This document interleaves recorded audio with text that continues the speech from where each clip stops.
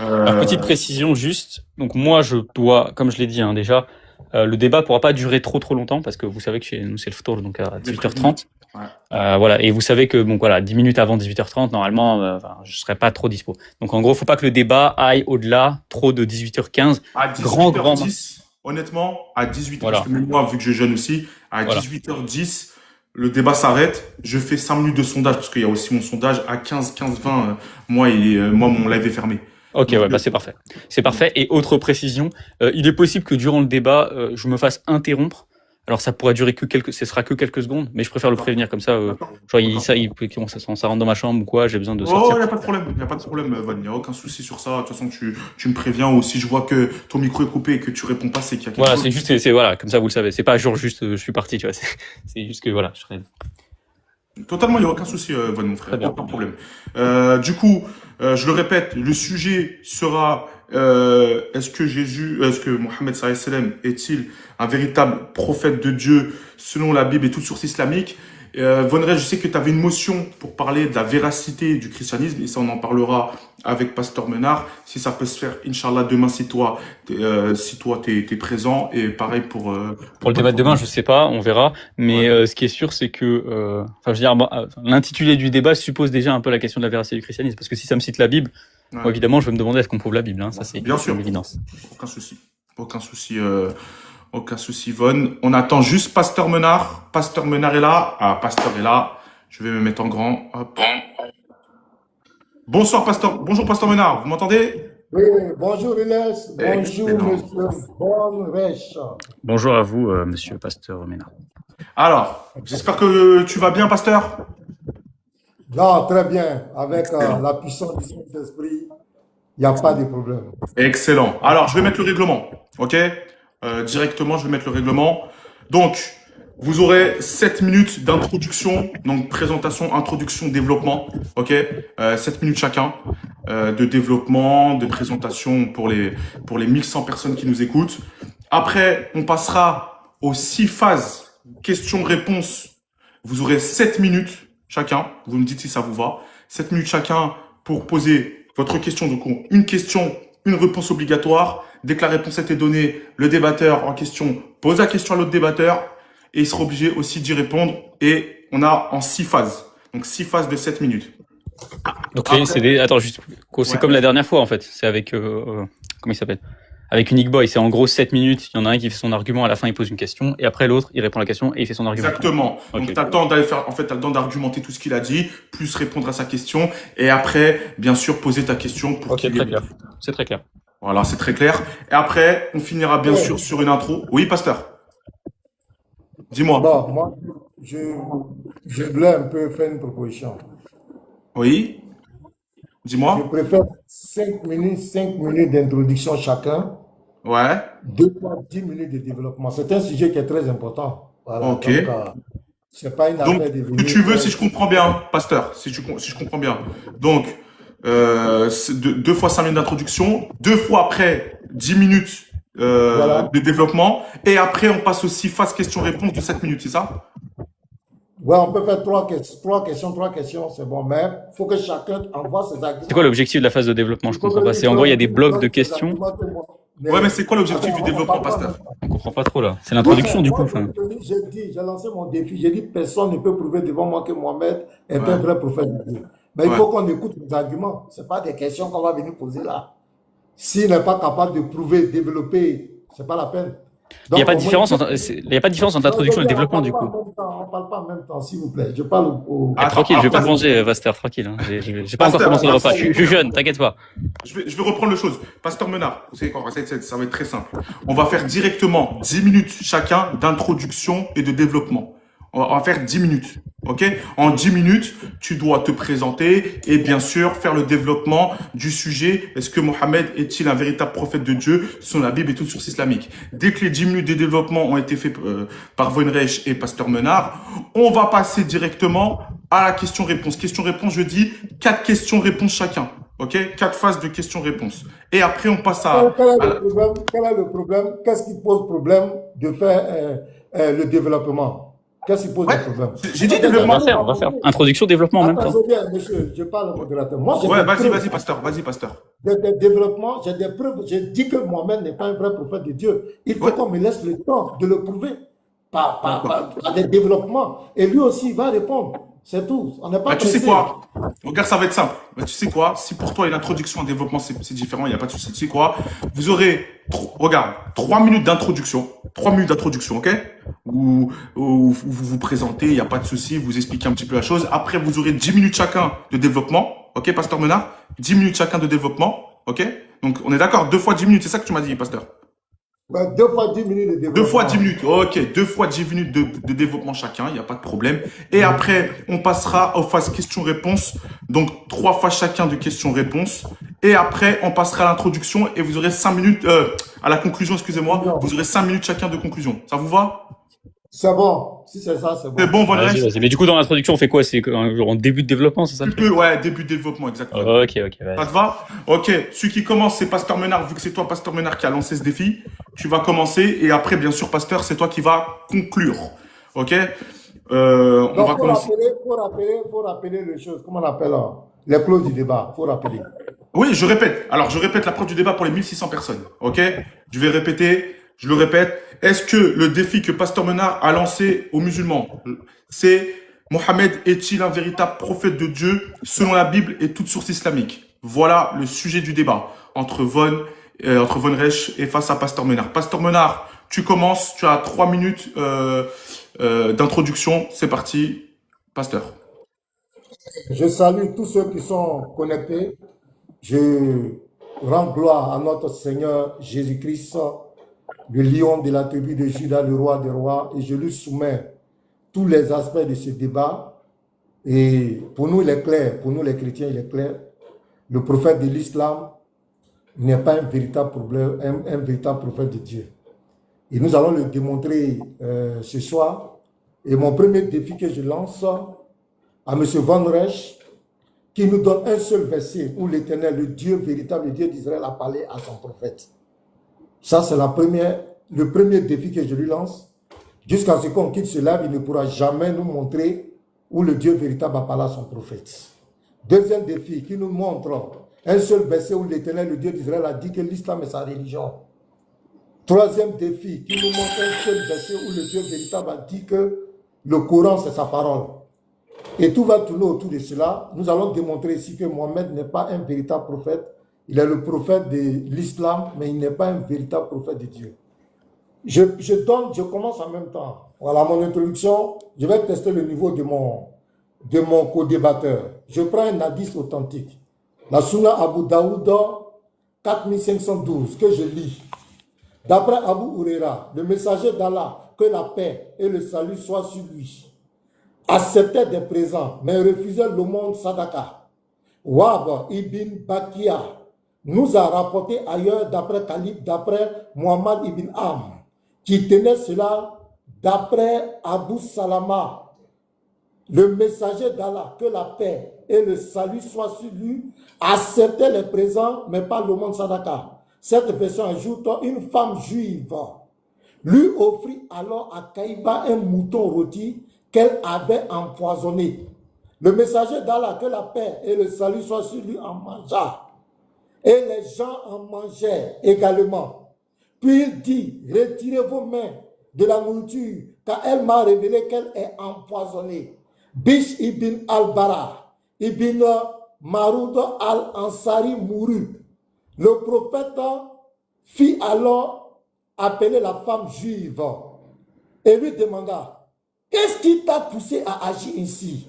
Elle répondit, voici la préoccupation de la femme. Si tu étais prophète, cela ne te nuirait pas. Mais si tu étais roi, je te ferai disparaître. Le messager d'Allah donna alors un ordre à son sujet et elle fut tuée. Il a ensuite parlé de la douleur qui l'a tuée. Je continuais à souffrir à cause de la bouchée que j'ai mangée à Kaïba. C'est à ce moment-là qu'elle m'a sectionné la haute. Donc la femme a lancé un défi. Elle dit, si tu es vraiment prophète, le poison que je vais te donner ne va pas te nuire. Mais si tu es un roi, je me débarrasserai de toi. La première question que je pose, tout à l'heure on va montrer les sources, on va montrer que c'est ce poison qui a tué le prophète. Je pose la question à tous ceux qui sont... Ouais, parce que la minute est finie. Vas-y, rapidement, pasteur. Est-ce que la femme a atteint son objectif? Merci. Est-ce que cette femme a atteint son objectif? Merci. Merci. Von Reich, c'est à toi. Bismillahir Rahmanir Rahim. Alhamdulillahi Rabbil Alamin. Wassalatu wassalamu ala Sayyidina Muhammad. Amma ba'd. Très bien, donc on va s'introduire rapidement. Donc le débat, comme l'a dit Pasteur Ménard, c'est la question de la véracité du prophète de l'islam, alayhi salatu wassalam. Très rapidement, Pasteur Ménard fait une erreur dès le début. Il me demande, il m'exige de citer des versets de la Bible, le texte biblique, ce texte qui n'a pas de chaîne de transmission, ce texte qui n'a pas de manuscrit ni au 1er siècle complet, ni au 2e siècle complet, ni au 3e siècle complet, ni au 4e siècle complet. Ce texte qui affirme, d'après lui, une théologie complètement absurde, selon laquelle Dieu se serait incarné sur terre, Dieu aurait assumé une insuffisance et une incompétence. Bref, Pasteur Ménard nous demande aujourd'hui de considérer un texte qu'il n'a pas prouvé. Pendant 3 minutes, il a gaspillé des litres de salive. Il n'y a pas eu un grain d'argument. Par rapport à ce qu'il a cité, il nous demande de prouver que le Coran est la parole d'Allah. Ça viendra dans mon développement, mais constatez à quel point c'est amusant de voir que le premier argument qu'il nous cite par rapport à l'empoisonnement supposé du prophète, alayhi salatu wassalam, est d'abord un miracle de l'islam. Pour une raison très simple. D'abord, Pasteur Ménard utilise des hadiths. C'est très étonnant quand même. Utiliser des hadiths comme source viable. Si vous utilisez des hadiths comme... Vas-y, excuse-moi. Si vous utilisez des hadiths comme source fiable, il va falloir les utiliser dans toute leur totalité et non pas partiellement. Si vous utilisez des hadiths dans leur totalité, vous allez avoir de grands problèmes. Le premier grand problème que vous allez avoir, c'est qu'il y a plus de 1000 hadiths qui mentionnent des miracles du prophète, alayhi salatu wassalam. Que ça soit le miracle de la lune fendue, que ça soit le miracle de l'eau qui jaillit, que ça soit les prophéties du prophète par rapport à Fatima, par rapport à Surat Rum, que ça soit tous les miracles lié à l'ijaz coranique, l'incapacité des polythéistes à reproduire le texte coranique. Si vous citez des hadiths, vous avez un problème parce que vous allez devoir les prendre dans leur totalité et vous allez donc avoir des miracles qui contrediraient le fait que Mohammed n'est pas un vrai prophète. Par rapport au cas de l'empoisonnement, moi ce qui me fait vraiment très rire, c'est que vous avez bien écouté son récit. Tout le monde a écouté le récit de Pasteur Ménard. Dans le récit qu'il a cité, de Sunan Abi Daoud, on nous raconte que un des compagnons meurt sur le coup, sur le poison. Donc c'est un poison qui est vraisemblablement très puissant, c'est un poison qui tue sur le coup. Par contre, le prophète, alayhi salatu wassalam, pourquoi il meurt pas sur le coup? Pourquoi, d'après lui, le poison ne l'affecte que quelques années après? Il n'y a pas de poison qui existe et qui affecte des années après, ça n'existe pas. Ça veut dire que si le poison était extrêmement fort, de là à tuer sur le coup un compagnon, comment le prophète, alayhi salatu wassalam, par quelle magie le prophète, alayhi salatu wassalam, a survécu à ce poison? Nous sommes donc là bien en présence d'un cas de rupture des habitudes, ce qu'on appelle un miracle. C'est-à-dire que Dieu a volontairement fait en sorte, puisque Dieu crée toutes choses, d'après lui-même. Donc ça veut dire que Dieu a volontairement fait en sorte, d'après Pasteur Ménard, de faire en sorte que le prophète alayhi salatu wassalam soit capable de résister à un poison qu'un être humain normal ne peut même pas endurer dans la seconde. Pasteur Ménard, premier argument en faveur de l'islam. Pasteur Ménard ou peut-être Imam Ménard. Merci. Merci à toi, Von Reich. Maintenant, Pasteur Ménard, tu as 10 minutes de développement. C'est parti, Pasteur. Tu peux commencer, j'ai mis 10 minutes. Tu peux te démuter. S'il te plaît, pasteur. Hop. Attends, je vais te démuter si tu arrives. Ok, je suis démuté. Merci. C'est le fameux savant islamique qui allait moi m'humilier. D'abord, tu ne comprends même pas mon défi. Moi, je ne t'ai pas dit de monter dans la Bible. Je ne t'ai pas dit de monter dans la Bible. Est-ce que tu m'as vu citer la Bible? Non. Je ne t'ai pas dit de me monter dans la Bible. Où est-ce que l'Éternel a parlé à Mohamed? Mohamed n'est pas dans la Bible. La Bible ne reconnaît pas Mohamed, ton prophète, comme un prophète de Dieu. C'est clair, mon ami. J'ai dit. Toi, dans tes sources là, dans ton Coran, bien partout, montre-moi où l'Éternel Dieu a parlé à ton prophète.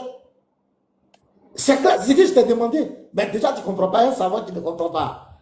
Tu ne comprends pas ce que j'ai dit. Tu dis, donc tu es d'accord avec moi que le poison, c'est le poison qui a mis fin à la vie de ton prophète. Mais la femme a dit, écoute bien le hadith, la femme dit, si tu es prophète, ça ne va pas te nuire. Parce qu'elle est juive. Elle sait que le poison ne peut pas tuer un prophète. Est-ce que tu comprends? Je suis dans le thème. C'est toi qui ne comprends rien. Elle sait qu'un poison ne peut pas tuer un prophète de Dieu. Un prophète ne peut pas être empoisonné. Elle sait ça. C'est pourquoi elle lance le défi. Mais tu n'as rien compris, monsieur le savant. Tu es déjà à gauche. Apparemment, tu es hanté par la Bible, tu es hanté par le christianisme. Si tu veux, lance-moi le défi, comme moi j'ai lancé le défi. Toi, tu peux prouver que le christianisme est faux. Par quoi? Tu as dit quoi? Non, tu ne peux pas. Voilà le premier défi que je donne. Je n'ai même pas encore bougé, tu trembles déjà. Tu es perdu, tu ne comprends même pas ce que je suis en train de dire. Moi, j'ai dit de me donner un verset. Je n'ai pas dit dans la Bible ne reconnaît pas ton prophète. Un verset dans tes sources où l'Éternel, le Dieu d'Israël, Yahweh, le véritable Dieu, a parlé à ton prophète. C'est le défi que je t'ai lancé. Et jusqu'à ce que le live finisse, tu ne pourras jamais montrer ça. C'est ce que je t'ai dit, c'est un défi. Tu ne pourras jamais montrer où l'Éternel Dieu dit le Coran c'est sa parole, ou l'islam c'est sa religion. C'est un défi. On est là face à face. Je n'ai pas envie d'aller dans la Bible. Voilà, je te connais, je sais que tu ne reconnais pas la Bible. Donc je reviens encore, les gars. Écoutez, les gars, parce que les débats, ce n'est pas les bavadages, ce n'est pas venir te jouer les philosophes. Écoute, je relis le hadith. La femme dit, regarde, si tu étais prophète, voilà ce que la femme dit, si tu étais prophète, c'est le terme. On a venu démontrer que Mohamed était un vrai prophète de Dieu. La femme dit, si tu étais prophète, cela ne te nuirait pas. Je pose la question aux 2200 personnes connectées. Est-ce que le poison la nuit, oui ou non? Je prends le nectar cacheté. À la page 727. Regarde, je lis ici. Ce sont vos sources, hein? Je ne prends pas la Bible. Je lis. La douleur ne cessa d'augmenter. Et le prophète ressentit l'effet du poison qu'il avait incurgité à Kaïba. Il dit à Aïcha, oh Aïcha, je ne sais de ressentir la souffrance. Oui, l'objectif de la femme, elle a atteint son objectif. La souffrance que m'a fait éprouver les mains que j'ai mangées à Kaïba. Très bien, lui-même il confesse. Il dit que ce qu'il a mangé est en train de le faire souffrir. Tu ne sais pas que la mort lente là, quand tu meurs lentement, c'est encore plus atroce que quand tu meurs rapidement. Et même, tu peux empoisonner plusieurs souris ou bien des rats. Il y a d'autres rats qui peuvent mourir en même temps, il y a d'autres qui peuvent résister pour un temps. Mais l'objectif sera atteint. Il y a des personnes, selon leur corps, peuvent résister à certains moments. Mais l'objectif de la femme a été atteint. Et je continue. Il dit, j'ai mangé à Taïba. Le moment est venu où mon aorte va se briser sous l'influence de ce poison. La femme a dit, si tu étais prophète, ce poison ne te nuirait pas. Monsieur le savant, écoute-moi très bien. Si tu étais prophète, ce poison ne pourrait pas te nuire. Mais si tu es un roi, je vais me débarrasser de toi. La question que je te pose, que ce soit à court, à long terme, est-ce que l'objectif de la femme a été atteint? C'est la question que je te pose et tu vas répondre à ça. Est-ce que l'objectif de la femme a été atteint? Est-ce qu'elle s'est débarrassée de lui? Parce que lui-même confesse que c'est ce poison qui a mis fin à sa vie. C'est ce poison qui a mis fin à sa vie. Donc ici, je suis dans le thème et je ne suis pas allé prendre la Bible. Je prends vos propres sources. Tu vois, voici comment on débat. Je prends tes propres tests et je te démontre que ton prophète n'est pas un vrai prophète. Parce que s'il était prophète, ce poison, ce n'est pas de poison qui peut mettre fin à sa vie. Donc, est-ce que tu as bien compris ce que je suis en train de dire? Donc, quand tu vas prendre la parole, réponds aux gens qui sont là. Est-ce que le poison a eu raison de lui, oui ou non? Est-ce que l'objectif de la femme a été atteint, oui ou non? Si tu réponds à cette question, c'est fini. C'est le débat, c'est fini. Le débat, ce n'est pas le bavardage. Si tu réponds à cette question, le débat est fini. Est-ce que le poison a eu raison de ton prophète, oui ou non? Si tu dis oui, c'est fini. Si tu dis non, si tu donnes les preuves. Mais moi, je vais te citer tes sources. Et que tu n'as pas nié. Tu as dit, tu as cité Abu Daoud. Donc tu reconnais. Ok. Le premier point. Deuxième point.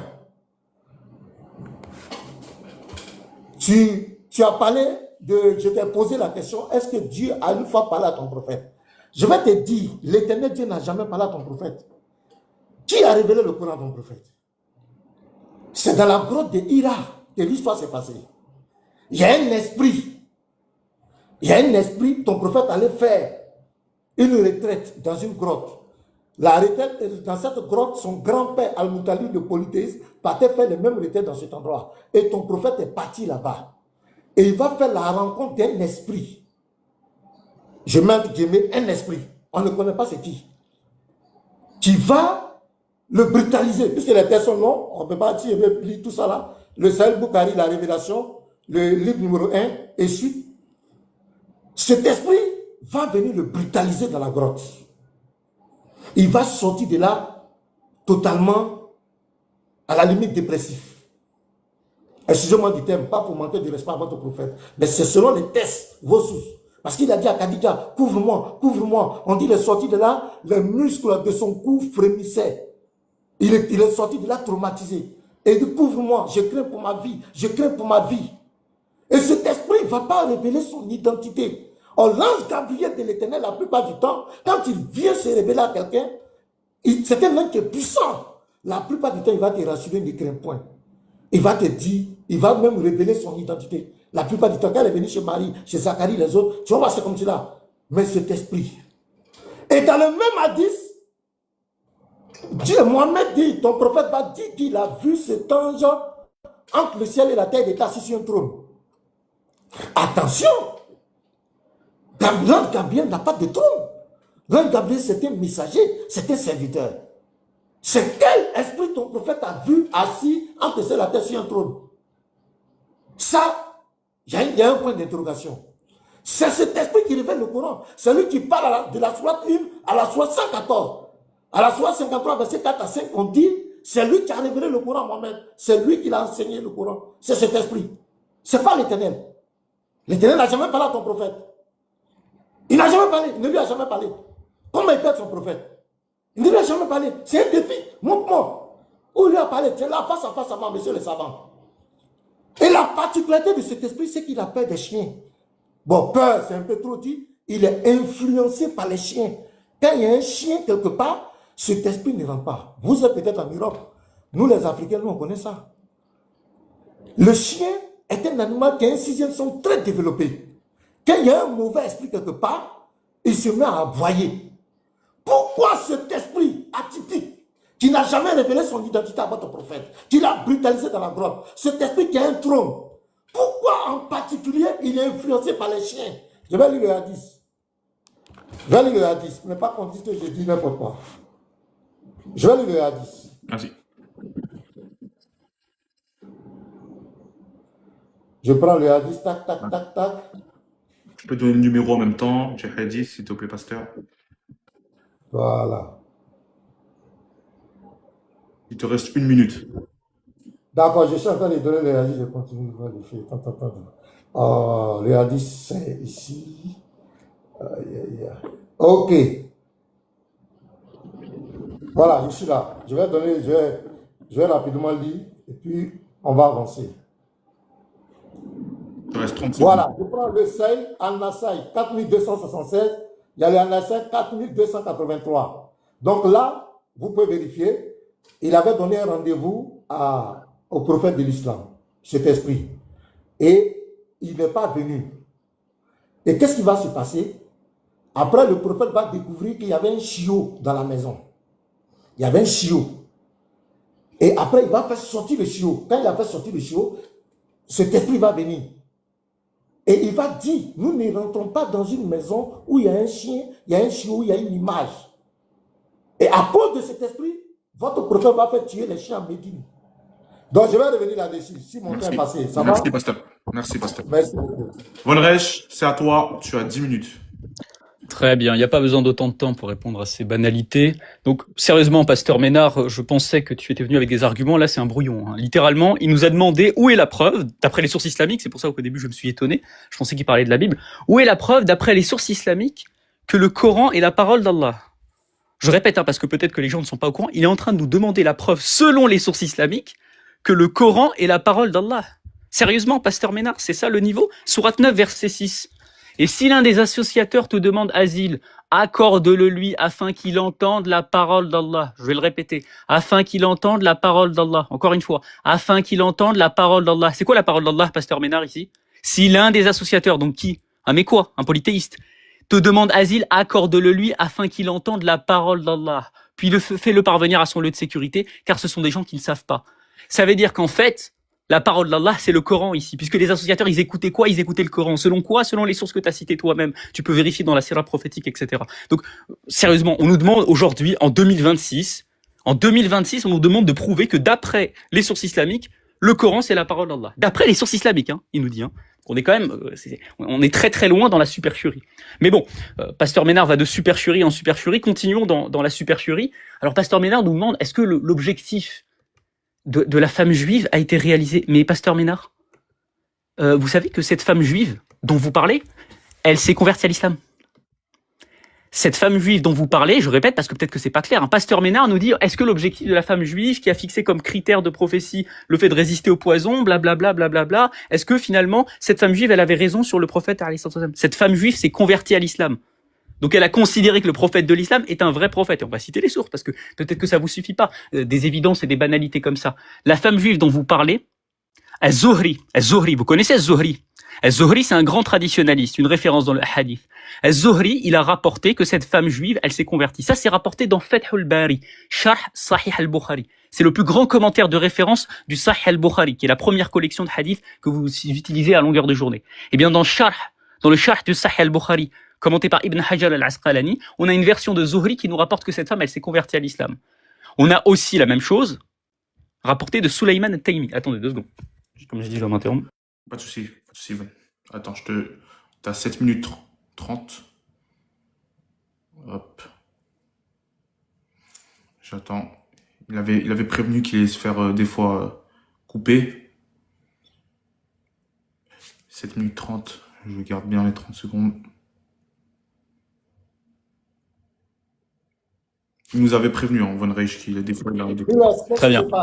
Très bien. Il a une coupure, il nous avait prévenu, pasteur, que des fois, des gens pouvaient lui couper. Donc, je te remets les 7 minutes 30. Très bien, merci. On peut pas mettre 30 secondes, mais 30... C'est pas grave, c'est pas grave. Je mettrai 30 secondes. Ça sera amplement suffisant pour ces banalités. Alors, donc...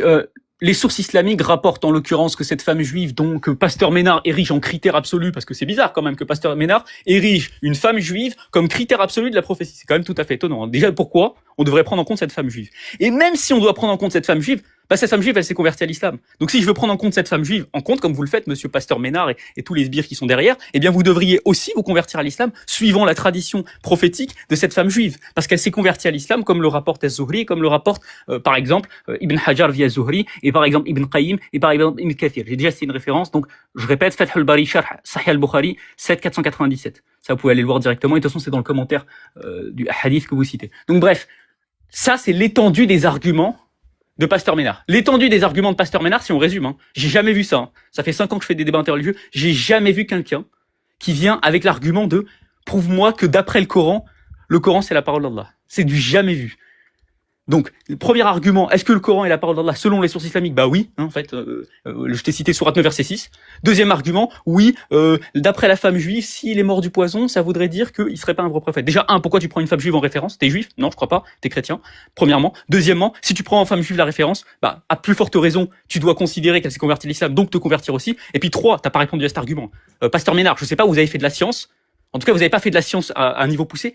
Un poison qui tue sur le coup un homme adulte, mais qui ne tue pas sur le coup un autre homme adulte et qui le tue 5 ans plus tard ou 4 ans plus tard, ça n'existe pas.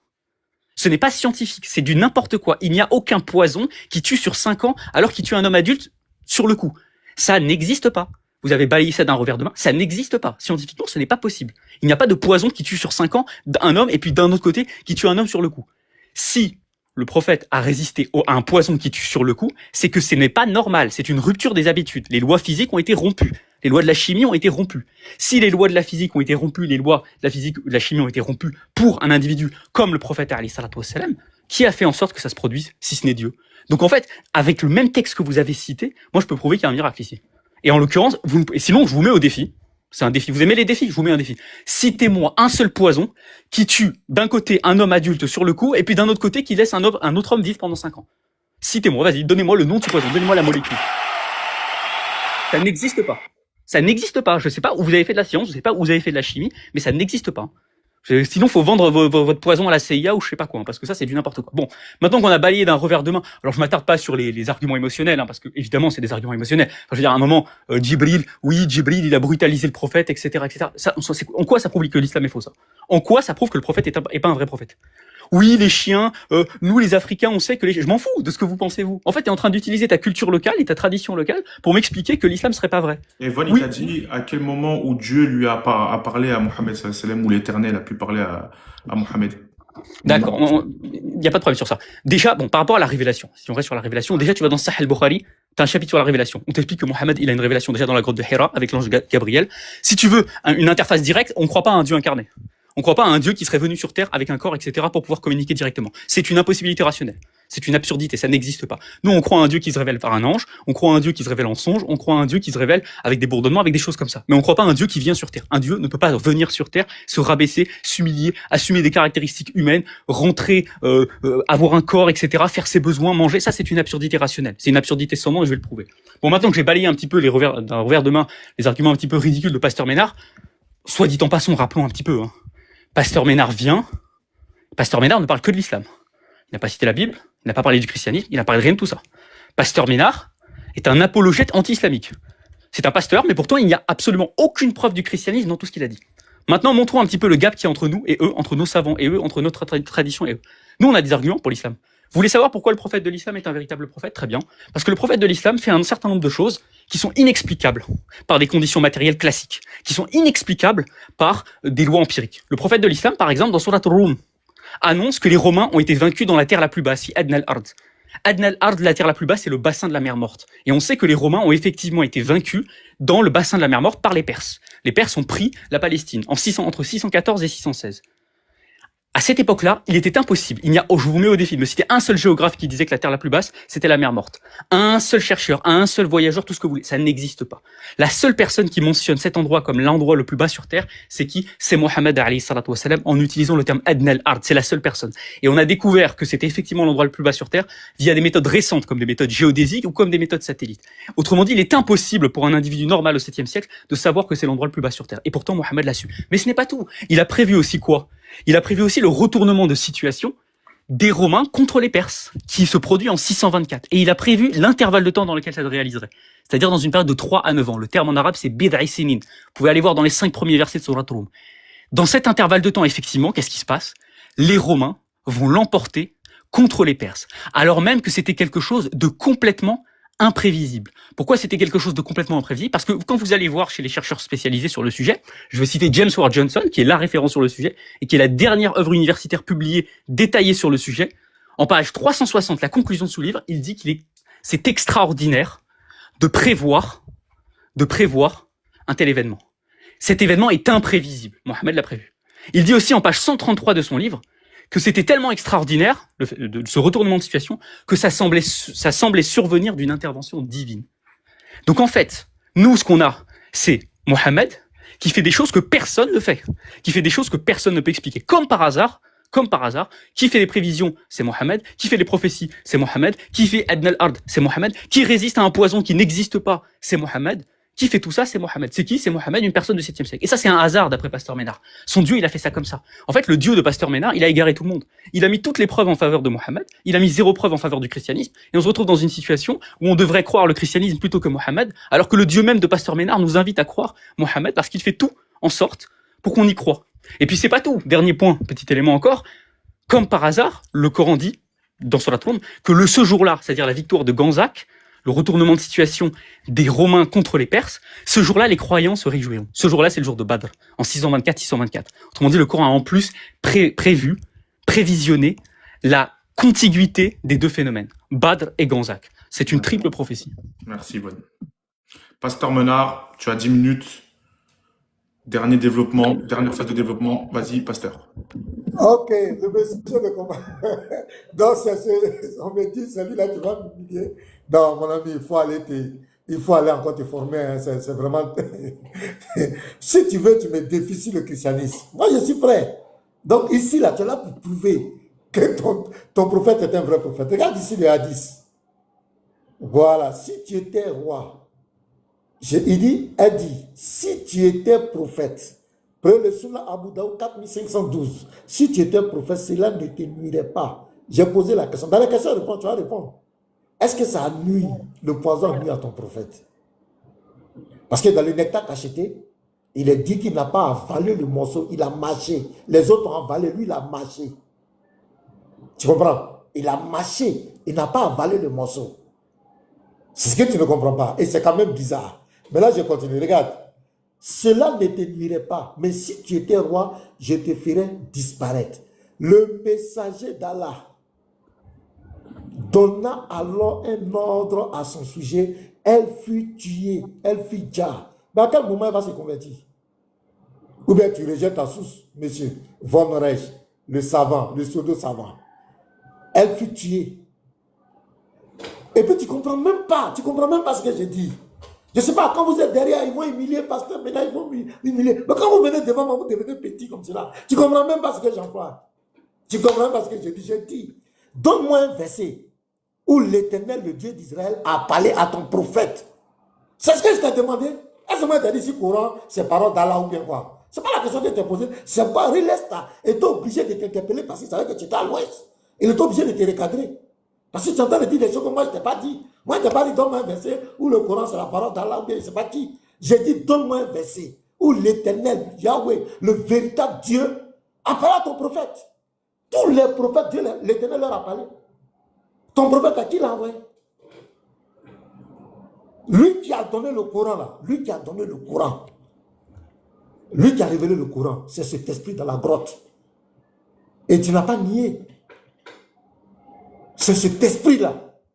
Et cet esprit pour nous n'est pas l'ange Gabriel. L'ange Gabriel ne vient pas brutaliser les gens dans une grotte, dans un coin ténébreux. C'est ce que je dis. L'ange Gabriel n'a pas de trône. L'ange Gabriel ne peut pas être influencé par un chien, ni même par un chiot. Chiot, l'ange de l'Éternel est influencé par un chiot. Non, mon frère.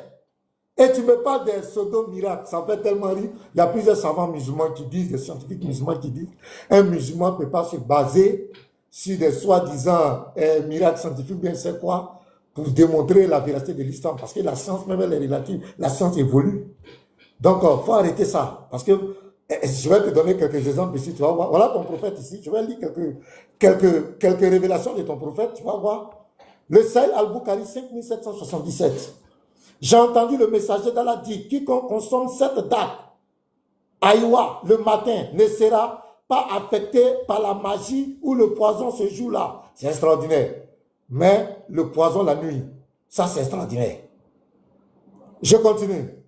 Regarde ce que ton prophète dit. Et là, dans les questions et réponses, prépare-toi. Tu vas souffrir ici. Le Sahel al-Bukhari, 73-79. Vous pouvez tous vérifier. D'après Ibn Umar, le prophète a dit, les clés de l'invisible sont au nombre de 5 ans. Et nul ne les connaît si ce n'est Allah. Extraordinaire. Je pose la question à tout le monde. Nul ne connaît le sexe de l'enfant net. Aujourd'hui, l'échographie peut nous permettre de connaître l'enfant, le sexe de l'enfant. Tu vas répondre à ça. Ton prophète dit, nul ne connaissait pas Allah. Aujourd'hui, là, les gens connaissent. On connaît ça. Je continue. En net. Si ce n'est Allah, nul ne sait ce qui arrivera demain. Si ce n'est Allah, nul ne sait quand il pleuvra. Aujourd'hui, la météo peut prédire la pluie qui va venir. Mon ami, on va arriver dans les questions et réponses. Je prends encore notre hadith. Le Sahel al-Bukhari 7099. Vous pouvez rire, mais vous ne pouvez pas répondre. C'est tout. Vous pouvez rire, vous constatez. Vous allez raconter, pasteur, maintenant il est nul, il est comme ça, mais vous ne pouvez pas répondre. C'est ça qui est malheureux. D'après Abu Bakr, durant la bataille d'Al-Jala, Allah m'a transmis une parole que j'ai entendue du prophète. Lorsque le prophète a appris que les Perses avaient fait de la fille de Khosro leur reine, il dit, jamais une nation qui fait d'une femme sa souveraine ne prospérera. Ça, ce sont les prophéties de ton prophète. Mais aujourd'hui, l'Allemagne, tu connais l'Allemagne? Je ne prends que cet exemple. Angela Merkel. Mon ami, tu vas répondre à toutes ces questions. Voici ton prophète qui parle. Regarde, c'est extraordinaire. Le Sunnah Abu Daoud 4002. Attachez vos ceintures. Regardez le prophète. J'étais assis derrière le messager d'Allah qui montait un âne au coucher du soleil. Il demanda, sais-tu où se couche le soleil? J'ai répondu, Allah et son messager le savent mieux. Il dit, il se couche dans une source d'eau chaude. Ton prophète dit, le soleil se couche dans une eau chaude. Monsieur le savant, Van Reich, tu dis quoi? Tu vois, les questions et réponses, tu vas voir. Tu vas répondre à toutes ces questions. Je prends encore le Sahel al-Bukhari 1339. Lui, il parle des rationnels, n'est pas logique. Tu vas répondre à toutes ces questions. Qu'est-ce que d'après Abu Huraira, l'ange de la mort fut envoyé à Moïse. Lorsqu'il arriva auprès de lui, Moïse le gifla violemment. Toi, tu parles de rationalité, tu parles de logique. La mort, l'ange de la mort, Moïse va le gifler. Moi, je ne savais pas que Moïse était un boxeur, ni un catcheur. C'est extraordinaire. Lui creva un œil, il va casser un œil. L'ange de la mort, il a un œil. Il va lui casser, c'est extraordinaire. L'ange retourna auprès de son Seigneur et dit, tu m'as envoyé vers un serviteur qui ne veut pas mourir. Donc l'ange pleure, il va, il arrive devant là. Ah, vraiment, donc tu m'as envoyé là. Le type ne veut pas mourir. Il a même cassé un œil. C'est extraordinaire. Ça sont les prophéties de ton prophète. Et toi, tu crois à ça? Tu parles de rationalité? Tu parles de logique? Oh, tu n'as rien vu. Vers tant. Allah lui rendit la vue et dit, retourne auprès de lui et puis lui déposer ta main sur le dos d'un bœuf, car il lui sera accordé de vivre un nombre d'années. Ainsi de suite. On continue. Le Sahih al-Bukhari, 278 ans. Voilà. Le prophète que la paix sur lui a dit. Oh, regardons les gens. Non, on va aller directement au Sahih Bukhari 608. D'après le messager d'Allah, voilà, le messager d'Allah a dit, lorsque l'appel à la prière est lancé, Satan prend la fuite en émettant des gaz bruyants. Satan pète. Quand on entend Allah Akbar, il pète. Ça, c'est ton prophète qui a révélé ça. Tu vas nous expliquer ça. Toi, tu parles de logique, de rationalité. On continue. Tu dis, vraiment, les gens vont me tuer. Donc, Satan pète. Quand on crie à la prière, Satan pète en fuyant. Comment tu peux nous expliquer ça? Donc, tout à l'heure, dans les questions et réponses, tu vas nous répondre. Il faut demander à tes gens ça de t'envoyer les réponses. Ton prophète a dit, on ne peut pas connaître l'âge, le sexe de l'enfant à naître. C'est Allah ce qui connaît. Ton prophète a dit, on ne peut pas connaître s'il va pleuvoir. C'est Allah ce qui sait. Est-ce qu'aujourd'hui, les hommes le savent ou ne savent pas? Ton prophète a dit, une femme qui gouverne une nation, la nation ne peut jamais prospérer. Comment tu peux nous expliquer ça? Je prends le Sunnah Abu Daoud 5054. 5054.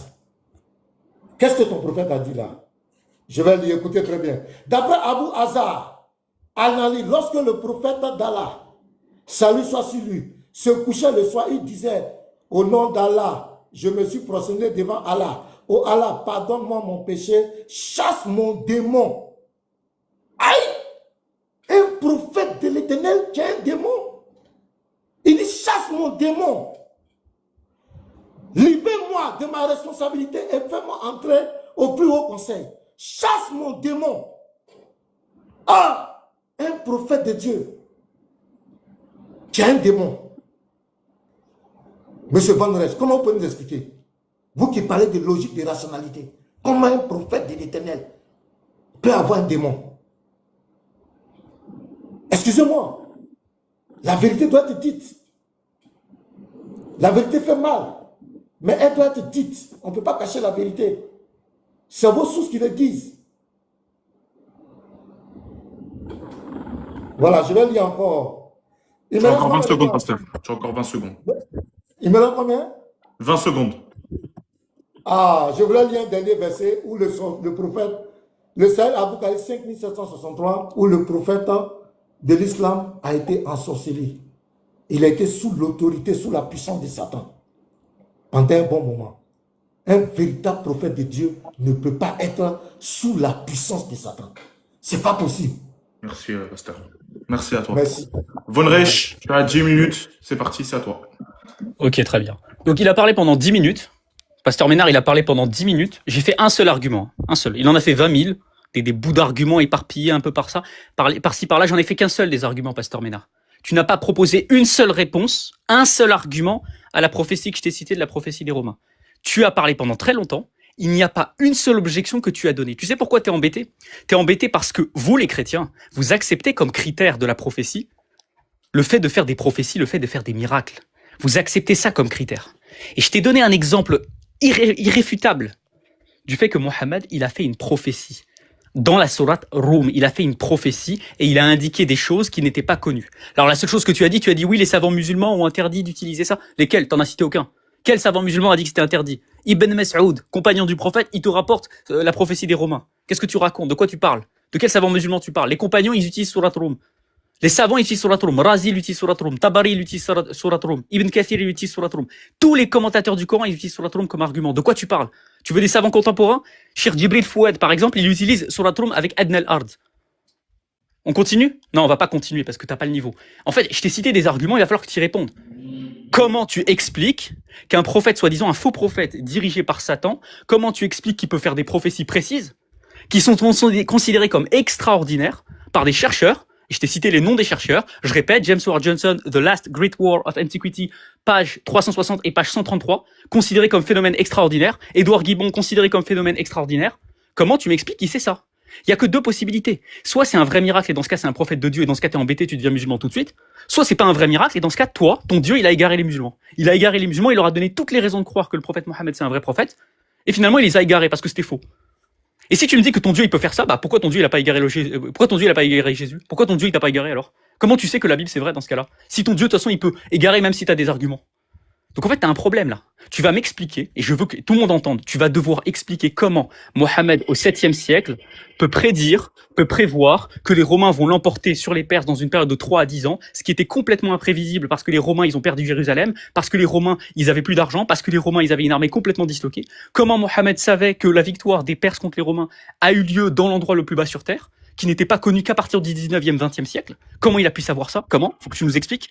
Et comment tu peux nous expliquer que, comme par hasard, le retournement de situation en faveur des Romains contre les Perses, il a lieu exactement au moment où le Coran le dit, c'est-à-dire de façon coïncidente avec la bataille de Badr en 624. Comment t'expliques tout ça? C'est une coïncidence? C'est un hasard?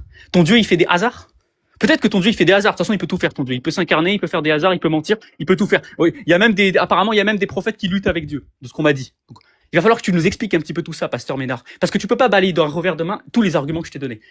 Pareil, tu veux des sources? On va rentrer dans les sources historiques, t'en as pas. La Bible, il n'y a pas de source, il n'y a pas de transmission, il n'y a pas de manuscrit. Rien que pour Surat Rum, sur les 5 versets de Surat Rum, il y a plus de sources que sur tout le corpus biblique.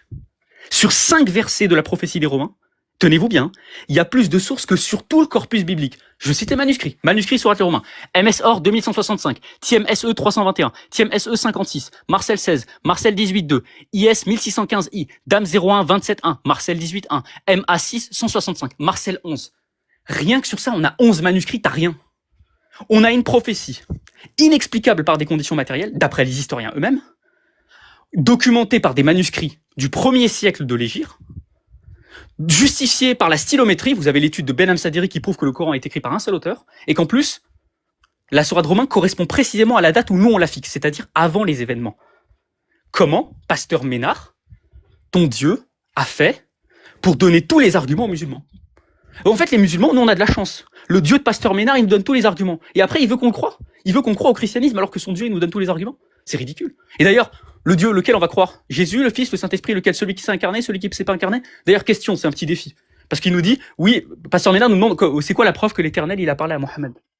Mais Pasteur Ménard, pour toi, l'Éternel, c'est quoi? Parce que je rappelle, pour les chrétiens, aucun chrétien aujourd'hui, sur la surface de cette terre, peut me prouver que un arbre, une table, une chaise n'est pas son Dieu. Pourquoi? Parce que leur Dieu peut s'incarner. Il peut assumer un corps. Leur Dieu peut rentrer dans la matière. Leur Dieu peut être une table. Leur Dieu peut être une chaise. Comment ils peuvent savoir que leur Dieu n'est pas une chaise? Comment ils peuvent savoir que leur Dieu n'est pas une table? Ils n'ont aucun moyen de le savoir. Et s'ils utilisent un argument rationnel, sortez-le-moi tout de suite l'argument rationnel qu'on va rigoler. Et si vous utilisez un argument textuel, vous allez utiliser la Bible. Comment vous savez que la Bible est vraie? Pasteur Ménard veut pas faire ce débat. Il a peur de ce débat. Donc il y a un gros problème. Maintenant, pour les petits, le bavardage que tu nous as fait tout à l'heure, un petit peu avec entre guillemets, le poison et blablabla et blablabla. Bon, pour le poison, la femme, elle a été tuée après qu'elle se soit convertie à l'islam. Tu veux la source de ça? Parce qu'en fait, toi, tu cites les hadiths, mais tu vas pas voir les commentaires. T'as cité, c'est marrant, il parle avec un sunnite, il n'a cité aucun commentaire sunnite. Il n'a fait que citer les traditions comme ça. Très bien. Prenons le sharh du Sahih Muslim d'An-Nawawi, qui est le sharh de référence, le commentaire de référence du Sahih Muslim. An-Nawawi discute de la question. Le Qadi Iyad aussi, qui est le deuxième sharh de référence sur le sujet. Et ils disent que il y a une narration où le prophète, alayhi salatu wassalam, il dit, la question lui est posée, ne devons-nous pas la tuer, dit-il. Et le prophète infirma, non. Donc elle n'a pas été tuée avant sa conversion. Le seul moyen de concilier les deux versions, c'est de dire que la juive s'est d'abord convertie, puis elle a été tuée. Elle n'a pas été tuée parce qu'elle était juive ou quoi que ce soit. Elle a été tuée Parce que c'est la loi du talion. Elle avait tué une autre personne. Donc, loi du talion, elle mérite d'être exécutée. C'est la logique qui veut les choses. Maintenant que ceci est dit, Pasteur Ménard nous a toujours pas expliqué par quel miracle le prophète a résisté au poison. On sait toujours pas. Ah, ça, c'est encore un miracle. C'est encore un miracle. Parce que le prophète Mohammed, en fait, il fait que des miracles. C'est systématiquement ça. Et puis, le reste de ses arguments, sérieusement. Enfin, je veux dire, son argument sur Djibril, oui, Djibril, il a brutalisé le prophète. En quoi ça prouve que l'islam est faux? Même il l'a brutalisé. En quoi ça prouve que l'islam est faux? Toi, tu dois montrer que l'islam est faux. En quoi ça prouve que l'islam est faux? En quoi ça montre que l'islam est faux? Tu veux une preuve que le christianisme est faux? Je te le fais tout de suite en 30 secondes. Si le christianisme est vrai, d'après toi, il y a plusieurs personnes divines, il y a plusieurs modes divins. Donc il y a le Fils et le Père. Or, si le Père et le Fils sont distincts, parce qu'il faut bien qu'ils soient distincts, sinon on les appellerait pas de façon distincte, il faut bien qu'ils se distinguent par une propriété. Cette propriété, soit c'est une perfection, soit c'est une imperfection. Si cette propriété c'est une perfection, l'un des deux ne l'a pas, puisqu'il est distinct, et donc il y a un des deux qui est imparfait. Si cette propriété c'est une imperfection, l'un des deux a une imperfection, donc il est imparfait. Dans les deux cas de figure, ton Dieu il est imparfait. Tu fais comment avec ça? Ça, c'est un argument. Ça, à la fin, la conclusion, c'est le christianisme est faux. Toi, la conclusion, c'est oui, mais en fait, un ange, en fait, c'est pas bien, c'est pas gentil de brutaliser un prophète. Il a pas brutalisé, il l'a serré. Il a serré, oui, d'accord, ça fait mal. Et alors? Tu regardes des dessins animés, c'est quoi cet argument ridicule? Ton argument, c'est littéralement de dire je n'aime pas le fait qu'un ange se comporte de façon, entre guillemets, violente avec un prophète. T'as quel âge? T'as 8 ans? On est sérieux, on est des adultes. Restons sur du concret. Puisqu'il me reste que 2 minutes et que t'as rien dit d'intéressant, bah moi je vais continuer sur l'épreuve de l'islam. Aussi simple que ça. Attendez 2 secondes, je suis interrompu. Pas de souci, je te remets. Il te reste 2 minutes 30. Il te reste 2 minutes 30. Il est interrompu. 2 minutes l'équipe. Son temps est devenu loin. Je vais stopper son temps. Pasteur. Il lui reste 2 minutes 30. 10 minutes n'est pas encore arrivé quand il reste encore 2 minutes 30. Il lui reste 2 minutes 30, pasteur. Ah, désolé, vraiment. Il lui reste 2 minutes 30. Il a eu une interruption. Il y a peut-être quelqu'un qui est passé, il a eu une interruption. Il arrive dessus. C'est bon, Van? C'est bon, c'est tout à fait bon. Okay, je te mets 2 minutes, mais elle est 30 secondes, hein, t'inquiète pas. Vas-y, t'inquiète pas de souci. Tu me diras quand ça sera bon. Ok, très bien. Bon, puisque tes arguments, visiblement, t'as que ça, t'as rien à citer, tu cites un peu. Ah oui, alors oui, la prévision de la pluie. Alors, mon ami, la prévision de la pluie, on la peut, parce que ça, c'est comme ridicule. Hein. Je sais pas si t'es allé à quelle école. Hein. La prévision de la pluie, on peut la faire à partir d'un certain moment. Par contre, il y a aucun météorologue qui peut prévoir la pluie sur plusieurs années en avance. D'accord? Ça n'existe pas. La prévision de la pluie, on peut la faire sur un instant donné, un intervalle de temps donné, avant les événements, mais on peut pas le faire à l'infini. Là, on parle d'un Dieu omniscient qui peut le faire à l'infini. C'est-à-dire que avant, des millénaires avant les événements, il peut savoir que la pluie va tomber. C'est de ça qu'on parle. Hein. Et pareil, on parle d'une certitude ici. Les météorologues n'ont pas de certitude à 100% que la pluie va tomber. On est bien d'accord. Enfin, je sais pas, je dois préciser ces évidences. Je dois préciser qu'en science, on n'a pas de certitude à 100%. Je dois vraiment le dire. Je dois vraiment expliquer que les météorologues, ils n'ont pas une connaissance certaine et que Allah, lui, il a une connaissance certaine. Ça, je dois vraiment le dire. Sérieusement, Pasteur Ménard. Pareil pour le sexe de l'enfant. Je dois vraiment dire que le sexe de l'enfant, je sais pas, il y a quand même des gens qui ont des enfants. Vous savez que le sexe de l'enfant, on le détermine à un moment donné de la grossesse. On le détermine pas 10 ans avant la grossesse. On le détermine pas 100 ans avant la grossesse. Et on le détermine pas avec certitude. Le prophète de l'islam, en tout cas, plutôt le Dieu de l'islam, Allah, lui, le détermine avec certitude. Une infinité de temps avant. Mais c'est quoi ces arguments, sérieusement? C'est quoi ces arguments? On est où, là? On est vraiment en train de nous expliquer que c'est un problème, ça. C'est d'un ridicule, franchement, infini. Bon, continuons sur l'épreuve de l'islam, puisque visiblement, il veut pas répondre à ma preuve. Constatez bien, Surat Rum, tu vas devoir y répondre, Pasteur Ménard. Tu n'as donné aucune réponse à Surat Rum. Mais il n'y a pas que Surat Rum. Surat 2, verset 94. Allah parle des Juifs. Les Juifs, que disent-ils? Allah, il leur dit quoi? Il leur dit, souhaitez-vous la mort si vous êtes véridique. Souhaitez-vous la mort si vous êtes véridique. Les Juifs de l'époque, pourquoi ils se souhaitent pas la mort? Les Juifs de l'époque, pour contredire le Coran, parce que le Coran dit quoi juste après, dans le verset 95? Ils ne la souhaiteront jamais. Ça veut dire que pour contredire le Coran, il fallait faire quoi? Il fallait juste se souhaiter la mort. Aucun Juif de l'époque ne se souhaitait la mort. Aucun Juif de l'époque ne se souhaitait la mort. Pourquoi? Pourquoi ils n'ont pas pu le faire? Pourquoi ils n'ont pas pu le faire? Pareil, Surat Masad. Le Coran dit... Ouais, bien sûr, bien sûr. Surat Masad, par exemple, on parle de Abu Lahab. Et on dit que Abu Lahab finira dans un feu plein de flammes. Abu Lahab, pour contredire le Coran, il avait besoin de faire quoi? Il avait juste à se convertir à l'islam, juste pour contredire le Coran. Il n'a pas pu le faire. Surat 2, verset 23. Si vous êtes en doute au sujet de la révélation, si vous êtes en doute sur ce que nous avons révélé à notre serviteur, apportez une sourate semblable. Et apportez vos témoins, les shuhada. C'est-à-dire que C'est fini? Fini. Ok. Je finis ma phrase? Ouais, finis ta phrase. Ok, très bien. Il suffisait aux politistes de l'époque, pour réfuter le Coran, Surat 2, verset 23, de rapporter des juges qui dirait simplement que leurs productions sont supérieures à celles du Coran. Ils n'ont pas pu le faire. Sur ces 3 événements, ils n'ont jamais pu répondre aux défis coraniques. Comment tu l'expliques, Pasteur Ménard, en plus des prophéties de Surat Al-Rumah? On t'écoute. Merci, Ivan. Pasteur Menard, maintenant, on va passer, juste pour vous dire, on va passer maintenant aux 3 phases questions-réponses, ok? 3 phases questions-réponses. Donc, je le répète encore une fois, vous avez 7 minutes chacun. J'ai bien dit 7 minutes chacun. Bon, vous argumentez, bien sûr, les réponses qui ont été données. Chacun, une question, une réponse, toute obligation d'y répondre à la question. Dès que la question a été répondue, là, vous pouvez poser la question à l'autre débatteur en face. Ok? Ça vous va? Pasteur, tu commences, 7 minutes. Tu peux commencer. Non, je ne comprends pas la partie là. Pardon. Je répète. Tu peux m'expliquer? Je réexplique. 3 phases, question-réponse, Pasteur Ménard. 3 phases de Oui. 7 minutes. 7 minutes. Donc, Pasteur Ménard, là, ça va être à toi de poser la question à Vonreich, une question que tu as envie de poser. Dans les 7 minutes, tu vas argumenter la question que tu vas poser à Vonreich. J'argumente pendant 7 minutes et Ouais. à la fin, je pose une question. À la fin, tu poses une question. Exactement. Moi, je vais noter la question que tu vas poser. OK? Oui.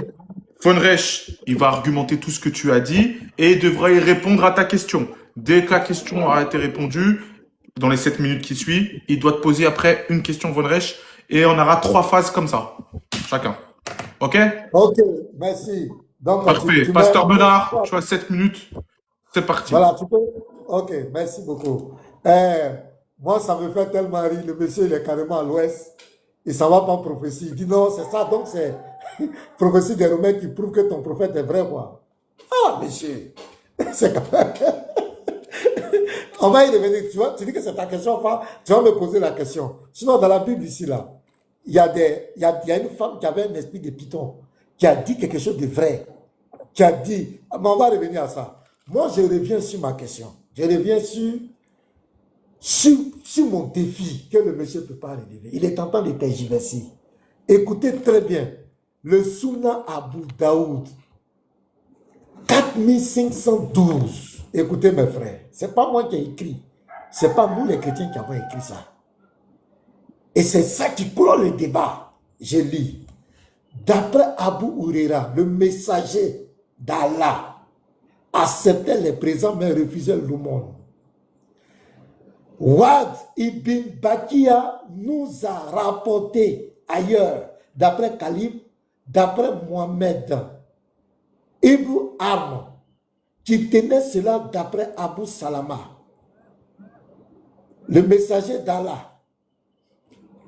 Version, voilà, une femme juive lui offrit alors à Kaïba. Je vous signale que cette femme, le prophète a fait tuer son mari, c'est tout le monde. Donc elle voulait se venger de lui. Je vous signale bien, à Kaïba. Et un mouton rôti qu'elle avait empoisonné. Et écoutez bien les frères, écoutez tous. Le messager d'Allah en mangea. Et les gens en mangeaient également. Puis il dit, retirez vos mains de la nourriture, car elle m'a révélé qu'elle est empoisonnée. Bish ibn al-Bara ibn Marou al-Ansari mourut. Le prophète fit alors appeler la femme juive et lui demanda, qu'est-ce qui t'a poussé à agir ainsi?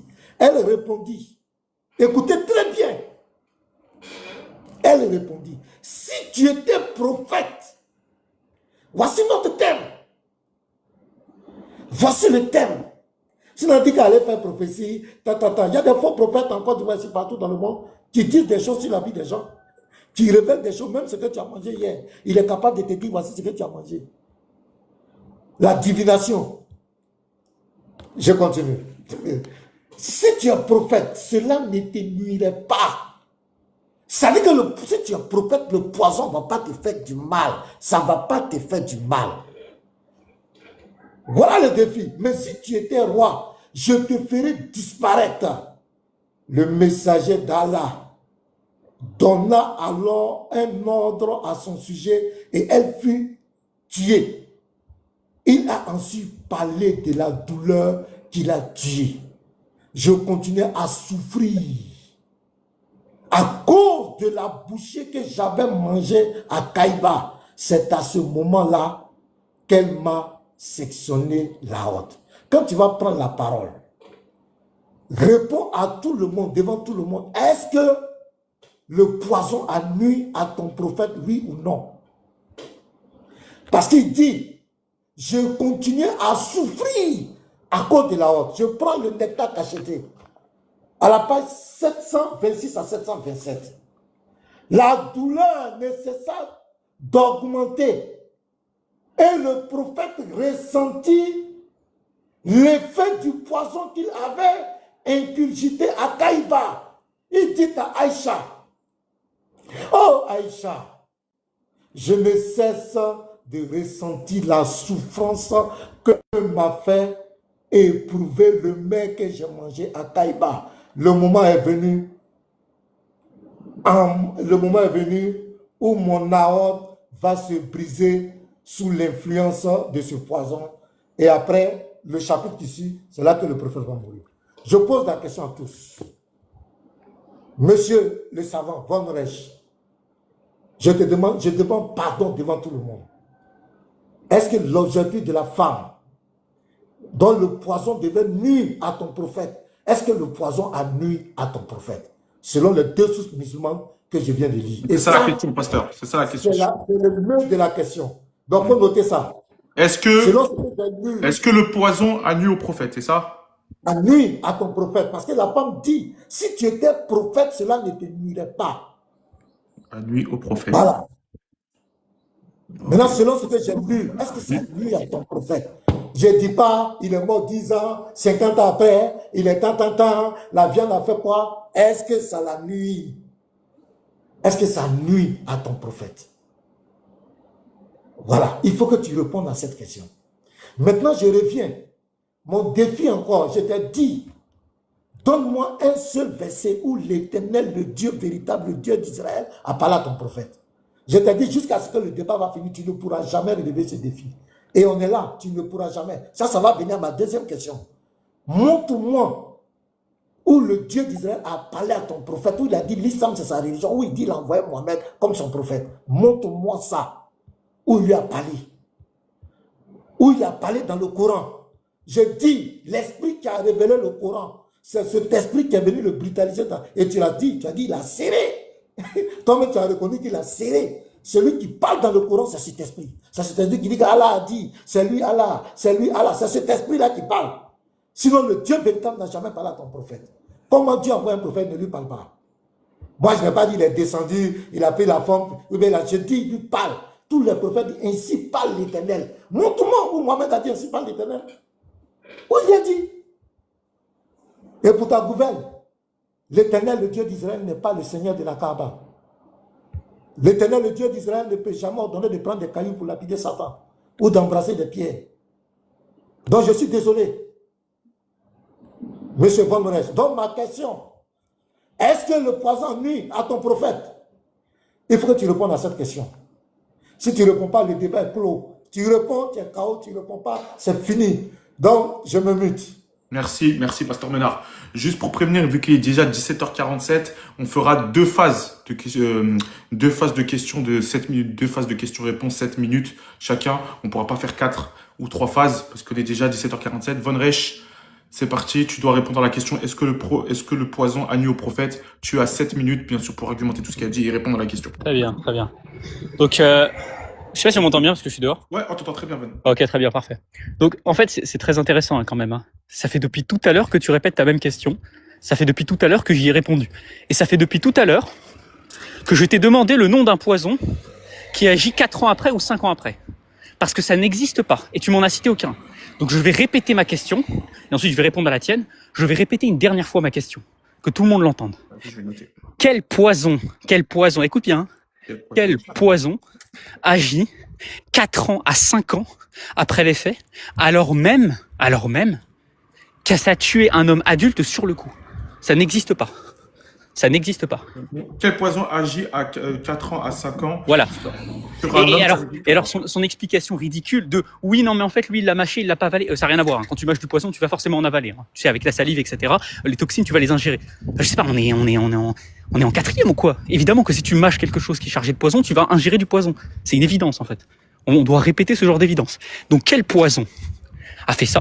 Si tu n'es pas capable de trouver un seul poison, tu dois admettre devant tout le monde que le prophète a une résistance surnaturelle au poison.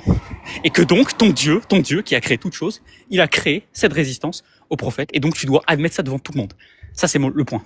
Ensuite, par rapport au fait que le poison, il a affecté le prophète, il n'y a aucun problème. Ok, c'est ta question. Question bête, hein. Il n'y a aucun problème à ce qu'on dise que le poison, il a affecté le prophète. Je t'ai déjà dit, on s'en fiche. Ça n'a aucun rapport. Ok, supposons. J'ai même pas supposons. Admettons. Le poison a affecté le prophète. Ok, d'accord. Il l'a affecté. Et alors? Elle est où la conclusion? Et alors? Elle est où la conclusion? On s'en fiche. Ça n'a aucun rapport. C'est-à-dire que le critère qui avait été posé, c'est un critère qui a été posé par la juive. Depuis quand, nous, les musulmans, on doit accepter les critères des non-musulmans pour savoir qui est prophète et qui ne l'est pas? Depuis quand? Depuis quand le bon critère, c'est le critère de la juive? La même juive qui s'est convertie à l'islam d'après les sources que je t'ai citées et auxquelles tu n'as pas réagi. Donc depuis quand il est impossible pour un prophète de souffrir du poison? Le vrai point intéressant, c'est pas qu'il ait souffert du poison. Le vrai point intéressant, c'est qu'il ait résisté à un poison qui tue sur le coup. Et ça, c'est un miracle, c'est une rupture des habitudes. Et d'après toi-même, pasteur Ménard, tu acceptes le fait que les prophètes qui font des miracles, alors ça doit être des vrais prophètes. Parce que si tu rejettes les miracles comme source, tu n'as aucun moyen de savoir que le christianisme est vrai. Aucun. Zéro. Nada. Rappelez-vous aussi, parce que les auditeurs ont peut-être entendu, j'ai cité qu'un seul argument, moi. Surat Rum. Il m'a donné aucune réponse à son argument. Il m'a dit c'est de la divination. D'accord. Si c'est de la divination, d'accord, donc dans ce cas, tu vas nous expliquer, pasteur Ménard, que toutes les prophéties que vous avez dans l'Ancien Testament, pour le Christ, etc., du coup, c'est de la divination aussi. C'est de la divination. Pasteur Ménard est devenu devin. On est passé de pasteur Ménard à devin Ménard. Il faut savoir, les prophéties de l'Ancien Testament, c'est des divinations. Les prophéties de Jésus, c'est des divinations. Les prophéties des prophètes de l'Ancien Testament, c'est des divinations. Si tu acceptes que c'est des prophéties, tu dois accepter la prophétie de Mohammed. Si tu dis que c'est des divinations, tu deviens athée. Tu deviens athée tout de suite. Comme ça, c'est réglé. On va t'appeler athée Ménard. Comme ça sera réglé. C'est aussi simple que ça. En plus, tu fais une erreur grossière. Hein. Tu parles d'une femme dont le mari a été tué. Tu confonds la femme juive avec Safiya. Safiya, elle n'a pas empoisonné le prophète, elle s'est mariée avec le prophète. Tu confonds les sources que tu es en train d'utiliser, tu es en train de les confondre en fait. Tu maîtrises même pas suffisamment les sources. Donc la question, j'y ai répondu. Oui, le prophète alayhi salatu wassalam peut souffrir du poison, mais il y a souffert de façon extraordinaire parce qu'il n'y a aucun poison, et c'est ma question. Quel poison? C'est quoi le nom hein? Rida, je veux que tu le précises. Hein. Je veux qu'il me donne le nom du constituant chimique qui fait que tu résistes 5 ans après. Il va devoir le citer devant tout le monde. D'accord? Il donne aussi le nom, donc il donne le nom du poison qui... Exactement, le nom exact. Comme ça, nous on veut savoir. Hein. Les chimistes du monde entier, ils attendent ce poison. Il est où ce poison? C'est quoi ce poison il y a qu'un prophète qui arrive à résister à ça. Et comme par hasard, dans toute l'histoire de l'humanité, on n'a jamais entendu parler de ça. Hein. Dans toute l'histoire de l'humanité, il n'y a pas une personne qui a résisté comme ça au poison. Par contre, il y a le prophète, lui, il a résisté. Et c'est qui? Comme par hasard, c'est la personne qui a prétendu à la prophétie. C'est quand même tout à fait amusant. Et moi, je continue quand même sur un point. C'est que pasteur Ménard, depuis tout à l'heure, il te cite des hadiths. C'est bien de citer des hadiths. C'est très bien. Il faut citer des hadiths. Pourquoi tu ne cites pas les hadiths où il y a des miracles? Comment tu réponds aux hadiths où il y a des miracles? Comment tu réponds aux hadiths où, par exemple, dans Sahih al-Bukhari, on rapporte que le prophète, alayhi salatu wassalam, il va prédire des épidémies de peste. Comment tu vas réfuter les hadiths de la lune fendue en deux? Tu vas pas réfuter. Comment tu vas réfuter les hadiths de l'eau qui jaillit des mains du prophète? Comment tu vas réfuter le hadith où le prophète prédit que la première personne de sa famille qui meurt, c'est Fatima? Comment tu réfutes ça? Tu cites le nectar cacheté. Le nectar cacheté, c'est pas une source. Hein. Je t'apprendrai. Nectar cacheté, c'est une sira. Si tu veux citer une source, il faut citer avec l'authentification. Ça sert à rien de citer nectar cacheté, c'est pas une source en débat. T'étais pas professionnel dans ton débat. Donc, fondamentalement, je vais continuer à donner des éléments. Parce que sur la Rum, il faut vraiment que tu comprennes que c'est un argument miraculeux, que tu ne peux pas expliquer par de la divination. Parce que si c'était de la divination, ça veut dire quoi? Rentrons dans le détail. Tu nous dis c'est de la divination. Ah, d'accord. Il y a combien de chances qu'un individu au milieu du 7e siècle, doté d'aucune connaissance, il y a combien de chances qu'il soit capable de connaître avec précision le moment d'un retournement de situation, qui est le retournement de situation le plus imprévisible de l'histoire? Il y a combien de chances qu'il est capable de faire ça? C'est de la divination, ça? Il a ajouté des dés? Comment il peut savoir que c'est la Terre la plus basse? Comment il peut savoir? Tu réponds pas. Comment on sait que c'est la Terre la plus basse? Comment il sait que c'est la Terre la plus basse? Tu le sors d'où ça? Comment il sait? Par divination? Sérieusement? C'est ça tes réponses? C'est de la divination? Comment tu sais, par exemple, comment il sait? Comment ça se fait que dans le verset du Coran, de Surat Rum, il y a 2 lectures. Et les 2 lectures, c'est des prophéties. C'est quoi? C'est de la divination? C'est de la chance. La première lecture, c'est Roulibatir Rum. Donc les Romains ont été vaincus, puis ils seront vainqueurs. Ça, c'est vérifié. Ils ont perdu contre les Perses. Et ils sont devenus vainqueurs contre qui? Contre les Perses. Et puis la deuxième lecture, c'est les Romains ont vaincu, et puis ils seront vaincus. Et c'est effectivement, ça s'est effectivement passé. Les Romains ont effectivement vaincu les Perses, toujours, et puis ils ont été vaincus par les musulmans, en 630, à la bataille de Tabouk. Donc dans un seul verset, les deux seules lectures qu'on a de ce verset, comme par hasard, c'est des prophéties. Comme par hasard. Ça, c'est de la divination d'après Pasteur Ménard. Ça, c'est de la divination. Le prophète de l'islam a énormément de chance d'après Pasteur Ménard. Et du coup, il faudrait que tu répondes aussi à ça, mais tu vas y répondre. Comment se fait-il que ton Dieu, il donne tous les éléments aux musulmans? Pourquoi tous les musulmans, ils ont tous ces éléments et que toi, t'as rien? Pourquoi depuis tout à l'heure, tu parles de hadith, t'as donné aucune preuve du christianisme? Pourquoi toi, t'as rien? Comment ça se fait que toi, t'as rien et que nous, on a tout? Comment tu peux expliquer ça? Comment un Dieu omnipotent, omniscient, qui crée toutes choses, il crée tous les miracles, il les crée pour les musulmans? Comment on fait? Comment on fait, Pasteur Ménard? J'ai pas besoin du reste du temps. Merci, Von. Dernière phase de questions-réponses. Pasteur Benard, donc, du coup, tu devrais répondre à la question. Quel poison agit entre 4 ans et 5 ans sur un homme et que tu donnes le nom du poison qui arrive à faire ça. Pasteur Benard, c'est à toi. Tu as 7 minutes. Non, vraiment, je suis en train de rire, tout le monde est en train de rire parce que vraiment, les gens disaient que, et c'est toujours comme ça, quand je dois faire un débat avec quelqu'un, on dit il va humilier Pasteur Ménard, il va humilier. Je vois que le monsieur est vraiment essoufflé parce qu'il ne s'attendait pas à ça. J'ai tellement d'arguments ici pour te montrer. Je t'ai juste donné le petit truc, tu es essoufflé. Et tu me demandes de te donner le... Donc, est-ce que moi, je te dis que je suis un chimiste? Moi, je prends un test du Coran, un test, l'une de vos sources. Je te montre l'une de vos sources qui dit qu'il y a une femme qui a empoisonné ton prophète. La femme dit, si tu étais prophète, ça n'allait pas te nuire. C'est clair, mais si tu es roi, je vais me débarrasser de toi. Et tu l'as dit, tu dis oui, ça nuit à ton prophète. Le débat est clos. Tu as mis fin au débat. Mais là, j'ai dit devant tout le monde, je ne connais pas de poison. Voilà. Je ne connais pas les poisons. Ouais, relax, je te dis, je ne connais pas le nom, je ne suis pas chimiste. Je ne connais pas les poisons. Donc, et la question qui t'a dit, c'est quel poison, s'il y a un je ne connais pas. Je ne connais pas. Je ne connais pas. Je ne connais pas de poison. Je n'ai jamais fait. Je n'ai jamais fabriqué de poison. Je ne connais pas comment le poison. Moi, je prends un test. Une source musulmane, la femme a empoisonné le prophète. Elle dit que si tu es prophète, ça ne va pas te nuire. Mais si tu es roi, je me débarrasse de toi. Je suis honnête. Je ne connais pas de poison. Je n'ai jamais fait de formation chimique de poison. Je prends un test. Voilà. Et je prends le test islamique. Dedans, une femme a empoisonné ton prophète. Elle dit, si tu es prophète, ça ne va pas te nuire. C'est un défi. Elle a dit quoi? Que je te protégerai des gens. Elle a fait une promesse au prophète que je te protégerai des gens. Mais si la femme dit, moi je vais empoisonner ce prophète, s'il est vraiment un prophète de Dieu, le poison, c'est un défi qu'elle a lancé à Allah. C'est un défi qu'elle a lancé. Et effectivement, le poison a eu raison de ton prophète. C'est ça qui a mis fin à sa vie. La femme dit, si tu étais prophète, ça n'allait pas te nuire. Donc, monsieur, moi, je n'ai jamais fabriqué de poison. Je ne connais pas comment les poisons sont constitués. Je ne suis pas un chimiste. Je ne suis pas un chimiste. Voilà, je ne connais pas. Tu me dis de te citer. Je ne connais pas le nom de poison. Parce que je n'ai pas l'habitude d'empoisonner les gens. Ça ne m'intéresse même pas. Avoir des poisons, c'est un délit. Je vais faire quoi avec les poisons? Donc, je connais pas. Je suis désolé, monsieur. Et puis, tu parles du christianisme. Le thème, ce n'est pas le christianisme. Hein. Le thème, est-ce que Mohamed, ton prophète, je n'ai même pas touché mes arguments. Ce que j'ai pris là, ce sont des petits arguments que j'ai pris. Je n'ai même pas touché les arguments. Mais je vois que tu es déjà essoufflé. Ceux qui ont dit que toi, tu vas venir m'humilier, tu ne peux pas. Jusqu'à la fête, tu ne peux pas. Quand je t'écoute, tu ne peux pas. Même si tu lances ton défi sur le christianisme, je te corrige. Je te corrige, tu ne peux pas. Voilà, tu ne peux pas. Donc, voici moi ma question. Vas-y, pose ta question, c'est la dernière phase, parce qu'on est déjà à 17h57, vas-y. Voilà, je vais poser ma question. Mais j'ai encore 4 minutes, je vais poser ma question. Ouais, t'as encore 4 minutes, encore 4 minutes. Vas-y, pasteur. Le Sahel Bukhari, 7099. Sahel Bukhari.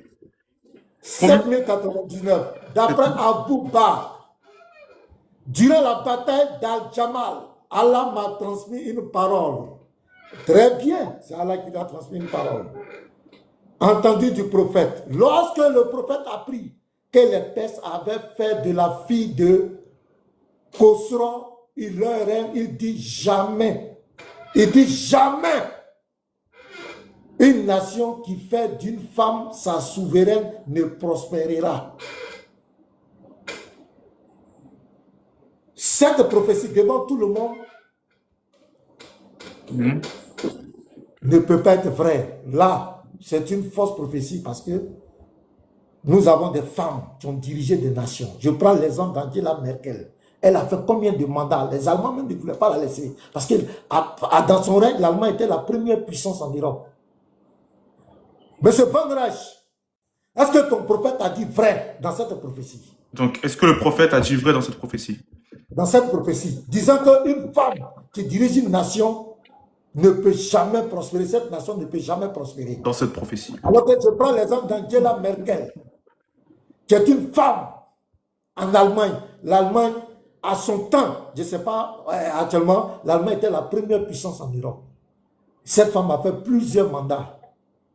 Monsieur Van Reich, le savant qui va émuler Pasteur Ménard, dans la première question, il a mis le débat KO, il a dit que le poison a nuit à son prophète. La femme a dit, si tu étais prophète, le poison ne te nuirait pas. Van Reich dit ça nuit à son prophète, donc il confirme ce que la femme a dit. Le poison nuit, il n'est pas prophète de Dieu. Deuxièmement, ici, voilà une prophétie que ton prophète donne. Ici, est-ce que c'est la vérité? Est-ce que ce que tu as dit ici, c'est la vérité? Le thème du débat, ce n'est pas le christianisme. Le thème du débat, c'était de prouver est-ce que le prophète de l'islam est un véritable prophète de Dieu. C'était le thème, ce n'est pas christianisme. C'est quoi j'ai tout fait. Parce que si je prends la Bible, là, ce n'est pas bon. Là, ton prophète, même, non, il ne peut même pas exister. Il faut laisser ça. J'ai tout fait. Est-ce que tu m'as vu prendre un verset de la Bible? Non, je n'ai pas pris la Bible. J'ai pris tes sources, tes tests. J'ai pris tes tests. J'ai pris tes tests. C'est dedans. Maintenant, je t'ai lancé le défi. Va réfléchir encore. Peut-être que tu n'avais jamais entendu ça. J'ai dit, est-ce que l'Éternel, le Dieu d'Israël, ne va parler à ton prophète? Je te demande pardon. La question, on est d'accord, Sahih al-Bukhari 7099, est-ce que le prophète a dit vrai dans cette prophétie? Non, j'ai une minute, je suis encore en train d'appuyer, parce que lors du débat, il n'a pas été capable de... Oh, ok. Voilà, est-ce que l'Éternel, parce que pour qu'il soit un véritable prophète, les véritables prophètes sont venus par l'Éternel, le Dieu Yahweh. Est-ce que toi, ton prophète, là, il a été envoyé? Est-ce que Yahweh lui a parlé? Est-ce que Yahweh a dit que l'islam est sa religion? Est-ce que l'Éternel Yahweh n'a pas parlé dans le Coran? Tu vois, là, voilà comment je te mets KO. Tranquille, tout ce que tu as raconté après, tu seras essoufflé. Mais la question que tu as posée, tu dois répondre à cette question. Et je sais que tu ne pourras jamais répondre honnêtement. Je me mute. Les 23 secondes là. Merci beaucoup, pasteur. Merci. Merci beaucoup, pasteur. Von Reich, tu as 7 minutes. C'est parti pour répondre aux 7 minutes. Voilà. Comme à l'accoutumée, 40 litres de salive, 0 g d'argument. Depuis tout à l'heure, tu répètes la même chose et tu n'es pas capable de donner ne serait-ce qu'un argument pour prouver que le prophète de l'islam n'est pas un vrai prophète. Regarde l'embarras dans lequel tu t'es placé toi-même. Je t'ai posé une question très simple. Tu nous dis, il y a un poison, il a empoisonné le prophète il est mort quelques années, etc. On t'a dit c'est quel poison ça? On t'a dit c'est quel poison? Il sort d'où le poison? Tu as admis devant tout le monde, que tu étais un ignorant, que tu ne savais pas s'il y avait un tel poison qui existait. Comment tu parles alors? Comment tu parles qu'il y a miracle ou qu'il n'y a pas miracle? Tu sais même pas si un tel poison existait. Tu as dit toi-même, t'es ignorant, t'es pas chimiste. Je sais, t'es pas chimiste. On a vu que t'es pas chimiste. Ça, c'est sûr et certain. T'es ni chimiste ni météorologue. Et encore moins politicien. On va voir après pourquoi t'es pas politicien.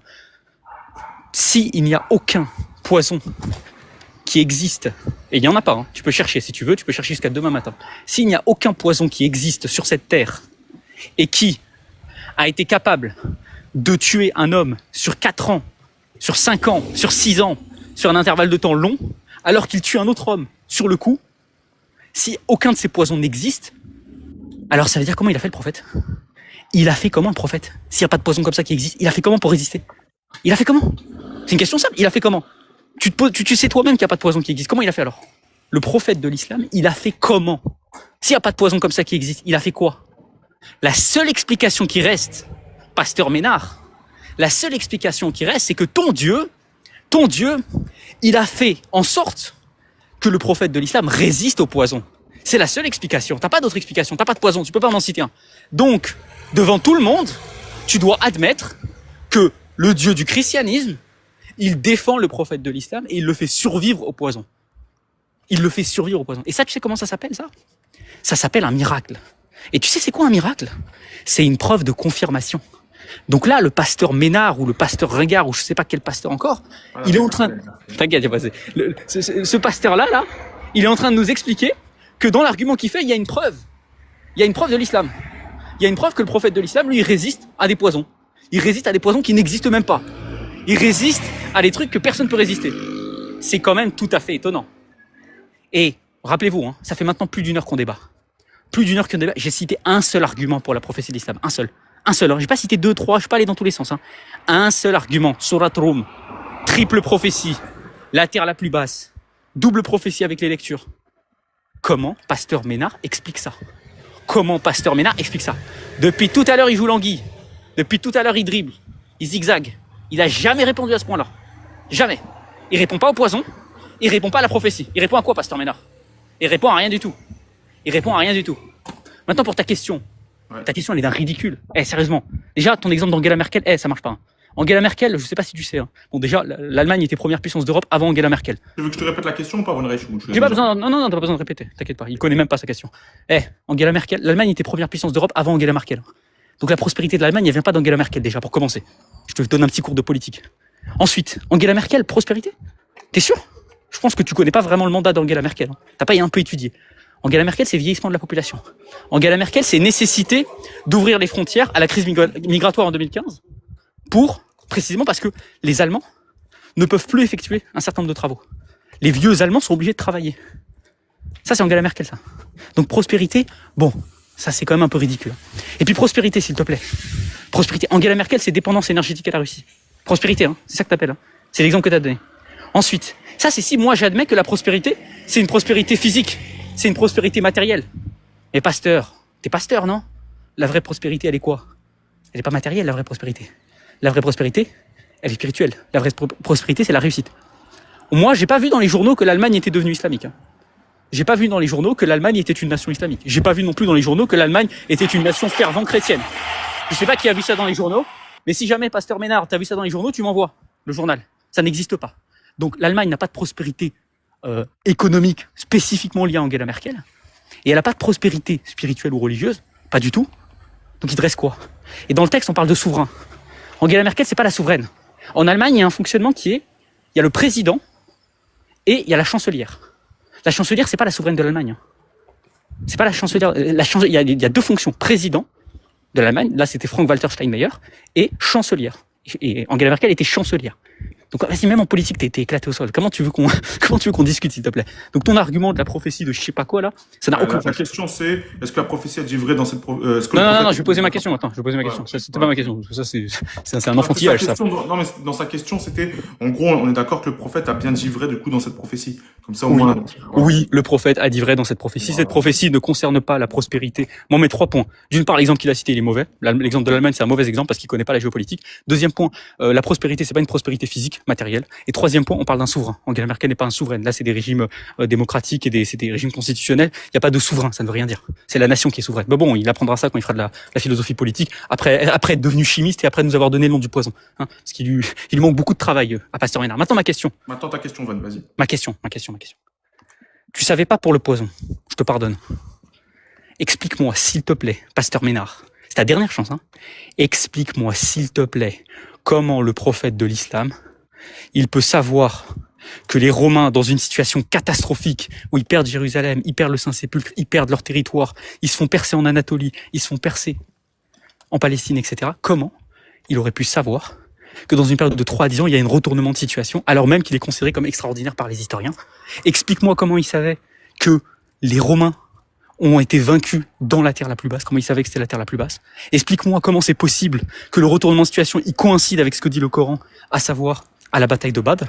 Et explique-moi, s'il te plaît, comment se fait-il que la deuxième lecture du même verset, c'est aussi une prophétie parce que les musulmans vont battre effectivement les Romains dans une période de 3 à 10 ans avec la bataille de Tabouk. Est-ce que tu peux me le simplifier comme ça? Moi, je pose bien. T'inquiète, je le simplifie à la toute fin. Juste comme ça, il comprend le détail et après, je simplifie. Vas-y, Von. Et comment expliquer que pour ce simple événement, on a des sources stylométriques, on a la paléographie.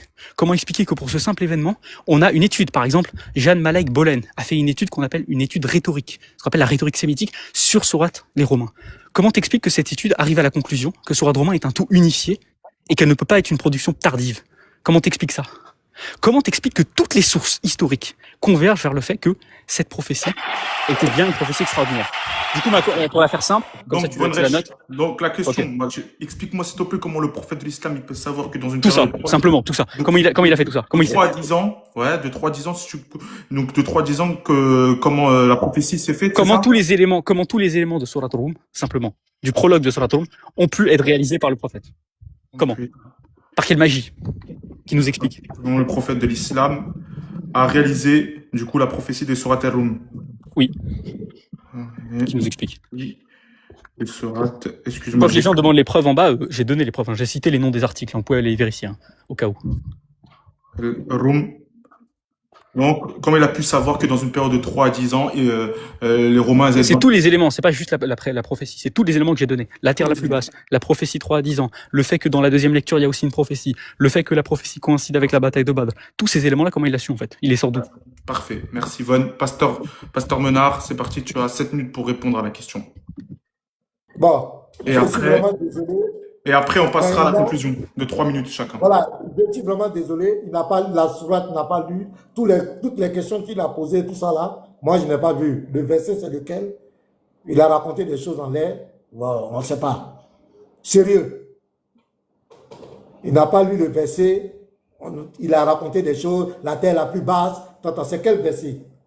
Voilà, je veux qu'il montre les versets, il lise les versets et on va prendre le tafsir du Bir Kati, on va lire. Ce qu'il raconte là, on veut, voilà, s'il peut reprendre le verset. Voilà. Surat Rum, verset 2, 3. Verset 2, 3. Surat al-Rum, verset 2, 3, il a dit. Surat al-Rum, verset 2, 3, il a dit. Ok, donc on va lire le verset. La sourate combien? Surat al-Rum. 30. Verset 2, 3. 30, verset 2, 3, je le lis. Jusqu'au 5, je peux aller jusqu'au 5 même pour tous Voilà, les éléments. Alors, Bismillah ar-Rahman ar-Rahim. Bismillah ar-Rahman ar-Rahim. Alif Lam Mim. Les Romains ont été vaincus dans le pays voisin et après leur défaite, ils seront les vainqueurs. Dans quelques années, à Allah appartient le commandement au début et à la fin. Ce jour-là, les croyants se réjouiront. Du secours d'Allah, il secourt qui il veut et il est le Tout-Puissant, le Très Miséricordieux. Vas-y, Pasteur Menard. La terre la plus basse, tout ça là. Est-ce que c'est écrit dans ce verset? Tout ce qu'il a raconté là. Est-ce que c'est écrit dans ce verset? Soyons honnêtes. Rides, tout ce qu'il a raconté, la guerre des Badr, la terre la plus basse, tout ça, est-ce que c'est écrit dans le verset? Les tafsirs. Les tafsirs. Il te parle des tafsirs, Pasteur. Ok, donc c'est quel verset? On va lire le Surat 30, verset combien? Il t'a dit, Surat, donc du 2 à 5. Surat 30, le verset 2 à 5. 2 à 5. Ouais, c'est ce qu'il t'a dit, Von. Okay. Merci. D'abord, avant même d'attaquer la sourate, j'aimerais dire quelque chose. Et ce qui ne comprend pas, une prophétie, le fait que quelqu'un donne une prophétie, une soi-disant prophétie qui se réalise, ne prouve en rien que tu es prophète véritable de Dieu. Parce que même dans la Bible, dans Deutéronome 13, le verset 1, l'Éternel Dieu dit, si même un prophète te donne une prophétie même qui se réalise et qui te demande d'aller adorer d'autres dieux, ne crois pas en lui. Mais après, la question qu'il te pose, Pasteur, pour être clair... J'ai bien compris la question. Donc lui, il veut prendre ça pour un critère pour dire que son prophète est vrai. Je suis en train de détruire ces critères. Voilà, je suis en train de dire que ce n'est pas une preuve, ce n'est pas un argument. Et j'ai même dit, il y a des faux prophètes qui donnent des vraies révélations, qui peuvent te dire des choses sur ta vie qui vont se réaliser. Ça ne prouve en rien que tu es un vrai prophète. Donc son argument, c'est un argument qui n'a vraiment pas de sens. Parce que même, bon, j'ai répondu ici, Angela Merkel, il a menti. Il a menti. Angela Merkel a effectué 4 mandats consécutifs en tant que chancelier fédéral d'Allemagne, siégeant pendant 16 ans, de 2005 à 2021, élue une première fois en 2005, elle a été reconduite en 2009, 2013, 2018, marquant l'une des plus longues durées au pouvoir dans l'histoire moderne du pays. C'est clair. Voici les points clairs de ces mandats. Durée 2005-2021. Voilà, 16 ans. Mandat tant. Coalition, elle a dirigé les gouvernements de coalition majoritairement tant. Elle a choisi de ne pas se représenter aux élections de 2021. Elle a géré des crises majeures, notamment la crise financière de 2008, la crise de la zone euro et la pandémie de Covid-19. Tu es KO. Arrête de mentir, monsieur le second savoir. Angela Merkel a gouverné. Ton prophète dit une femme ne peut pas accomplir ça. Elle a fait. Donc arrête de nous distraire. Maintenant, je reviens sur ton argument. Je dis, donner une prophétie, soi-disant prophétie, je vais te concéder ça. Donner une soi-disant prophétie, toi qui s'est réalisé ou pas, n'est pas une preuve que tu es prophète, tu es un véritable prophète de Dieu. Mais on est d'accord, Pasteur Ménard, on est d'accord sur la question qui te pose. Explique-moi s'il te plaît comment le prophète de l'islam a réalisé la prophétie de Surat al-Rum. Comment donc si Ok, tu peux je donne expliquer. la liste. Sous ça, Saïd Boukari, livre 65, hadith numéro 75, le numéro 5762. Récit, Aïcha rapporte. Des gens interrogeaient le messager d'Allah sur les devins. Écoute bien ce que ton prophète même a dit. Il répondit, ils ne sont rien, ne savent rien. Il dit, oh messager d'Allah, ils nous disent parfois quelque chose qui se révèle être vrai. Ce hadith dit que même les devins disent des choses qui sont vraies. Écoute très bien. Donc la preuve qu'il est en train de dire est ton prophète si, comment les devins ont su aussi, disent des choses qui sont vraiment vraies. Donc si je comprends bien, le devin peut prophétiser, c'est ça, pasteur? Les devins, c'est ce que le hadith dit. Je relis. Vous pouvez vérifier. Le Sahih Bukhari, livre 65, hadith numéro 5762. Récit. Aïcha rapporte, écoute bien, des gens interrogeaient le messager d'Allah sur les devins. Écoute bien. Il répondit, ils ne sont rien. Il dit au messager d'Allah, ils nous disent parfois quelque chose qui se révèle être vrai. Alors le messager d'Allah dit, cette parole de vérité est volée par le djinn. Donc le prophète reconnaît que des djinns peuvent aller voler des paroles de vérité pour venir donner. Le hadith le dit. Mais là, pasteur, est-ce que la prophétie a été réalisée par Mohammed sur le... J'ai pas entendu, il peut relire parce que j'ai pas entendu. Il peut lire tout le hadith. Lis tout. Est-ce que tu peux lire tout le... pas de souci, il va lire tout le hadith, Fouane, ne t'inquiète pas. Je suis en train de répondre. Ouais, je suis en train de dire son argument. Je n'ai même pas vérifié Romain. J'ai dit son argument qu'il veut faire passer. Il veut faire croire aux gens que peut-être son prophète a donné une prophétie qui s'est réalisée. Donc c'est un vrai prophète. Voilà en résumé le fond de sa question. Je suis en train de dire que le fait que quelqu'un dise une prophétie même qui se réalise, ce n'est pas une preuve pour dire qu'il est vrai. Voici le thème du débat. Et je donne un hadith. Dans les hadiths, le prophète même dit, cette parole de vérité est volée par les djinns qui l'a chuchoté à l'oreille. Donc ton prophète même dit qu'un djinn peut dire des vérités aux gens. Voilà, donc ce n'est pas un argument. Je te prends dans la Bible. Regarde, je te prends un exemple dans la Bible. Regarde, Acte 16, le verset 18. Tu vas voir quelque chose. Acte 16. Quand nous allions, Acte 16, verset 16 à 18, regarde. Quand nous allions au lieu de prière, une servante qui avait un esprit de python, elle était conduite par un esprit de python, et qui, en devinant, procurait un grand profit à ses maîtres, vint au devant de nous et se mit à nous suivre, Paul et nous, et criait, ces hommes sont des serviteurs du Dieu très haut, et ils vous annoncent la voie du salut. C'est elle, l'esprit de python qui dit ça. Merci, pasteur. Le temps est passé. Merci, pasteur. Merci, pasteur. Merci, Vonresh. Maintenant, on va passer à la conclusion. Je suis désolé, je vais courter de mettre 3 minutes chacun. Après, vous remercier, parce qu'il est déjà 18h17. Vonresh, tu as 3 minutes pour conclure. Vas-y, Vonresh, tu peux argumenter. Très bien. Pasteur Ménard, il est très amusant, Pasteur Ménard. Il a lu un texte. Pourquoi je me suis arrêté et lui dit lis le texte en entier? Parce qu'il n'a pas lu le texte en entier. Il a coupé le texte, Pasteur Ménard. Tu as coupé le texte que tu viens de citer. Tu sais, elle dit quoi la fin du texte avec les devins? Elle dit qu'en fait, entre guillemets, les devins, ils y ajoutent à une vérité sans mensonge. Voilà ce qu'il dit le texte. Ils y ajoutent à une vérité sans mensonge. Autrement dit, Pasteur Ménard, tu as menti, tu as coupé le texte. Puisque le texte qui est rapporté dans le Sahih al-Bukhari, il précise bien que pourquoi les devins, ils ne sont pas garants de confiance. Le prophète alayhi salatu wassalam nous dit très clairement, parce qu'ils disent des prophéties et des choses qui sont fausses. Ils rajoutent des mensonges. Ils disent peut-être quelques vérités, mais ils rajoutent des mensonges. Il faut lire en entier, pasteur. Tu lis pas bien.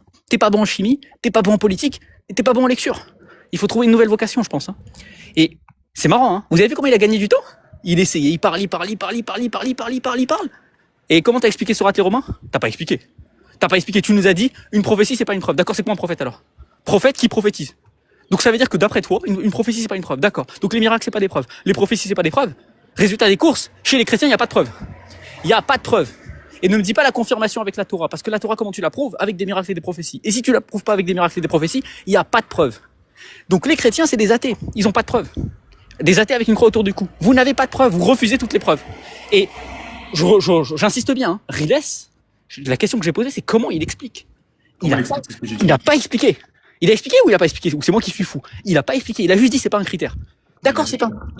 T'as dit c'est pas un critère. Très bien. Psartek. Explique-moi maintenant. Comment ils ont fait alors? Ok, c'est pas un critère. Ils ont fait comment? Il a fait comment? Il a sorti comment? Tu me dis oui les devins. Non, les devins ils rajoutent des mensonges. Là, il n'y a pas de mensonge dans la prophétie des Romains. T'as même pas ouvert le tafsir. Encore heureux pour toi que t'as pas ouvert le tafsir. Hein. Parce que t'aurais ouvert le tafsir. Ah mon grand, tu serais resté jusqu'à demain matin. Donc, résultat des courses. Pour ma conclusion, résultat des courses de ce débat. Résultat de Pasteur Ménard. Pasteur Ménard, argument du poison. Il donne un argument pour la prophétie du prophète, puisqu'il dit que le prophète résiste à un poison auquel personne ne peut résister. Il est même pas capable de citer le nom du poison. Franchement, c'est ridicule. Secondement, il nous dit que le critère de la juive, c'est un bon critère. La même juive qui s'est convertie à l'islam. Amusant quand même. La même juive qui s'est convertie à l'islam d'après les sources. D'après les commentaires du Sahih al-Bukhari. D'après Zuhri, par exemple.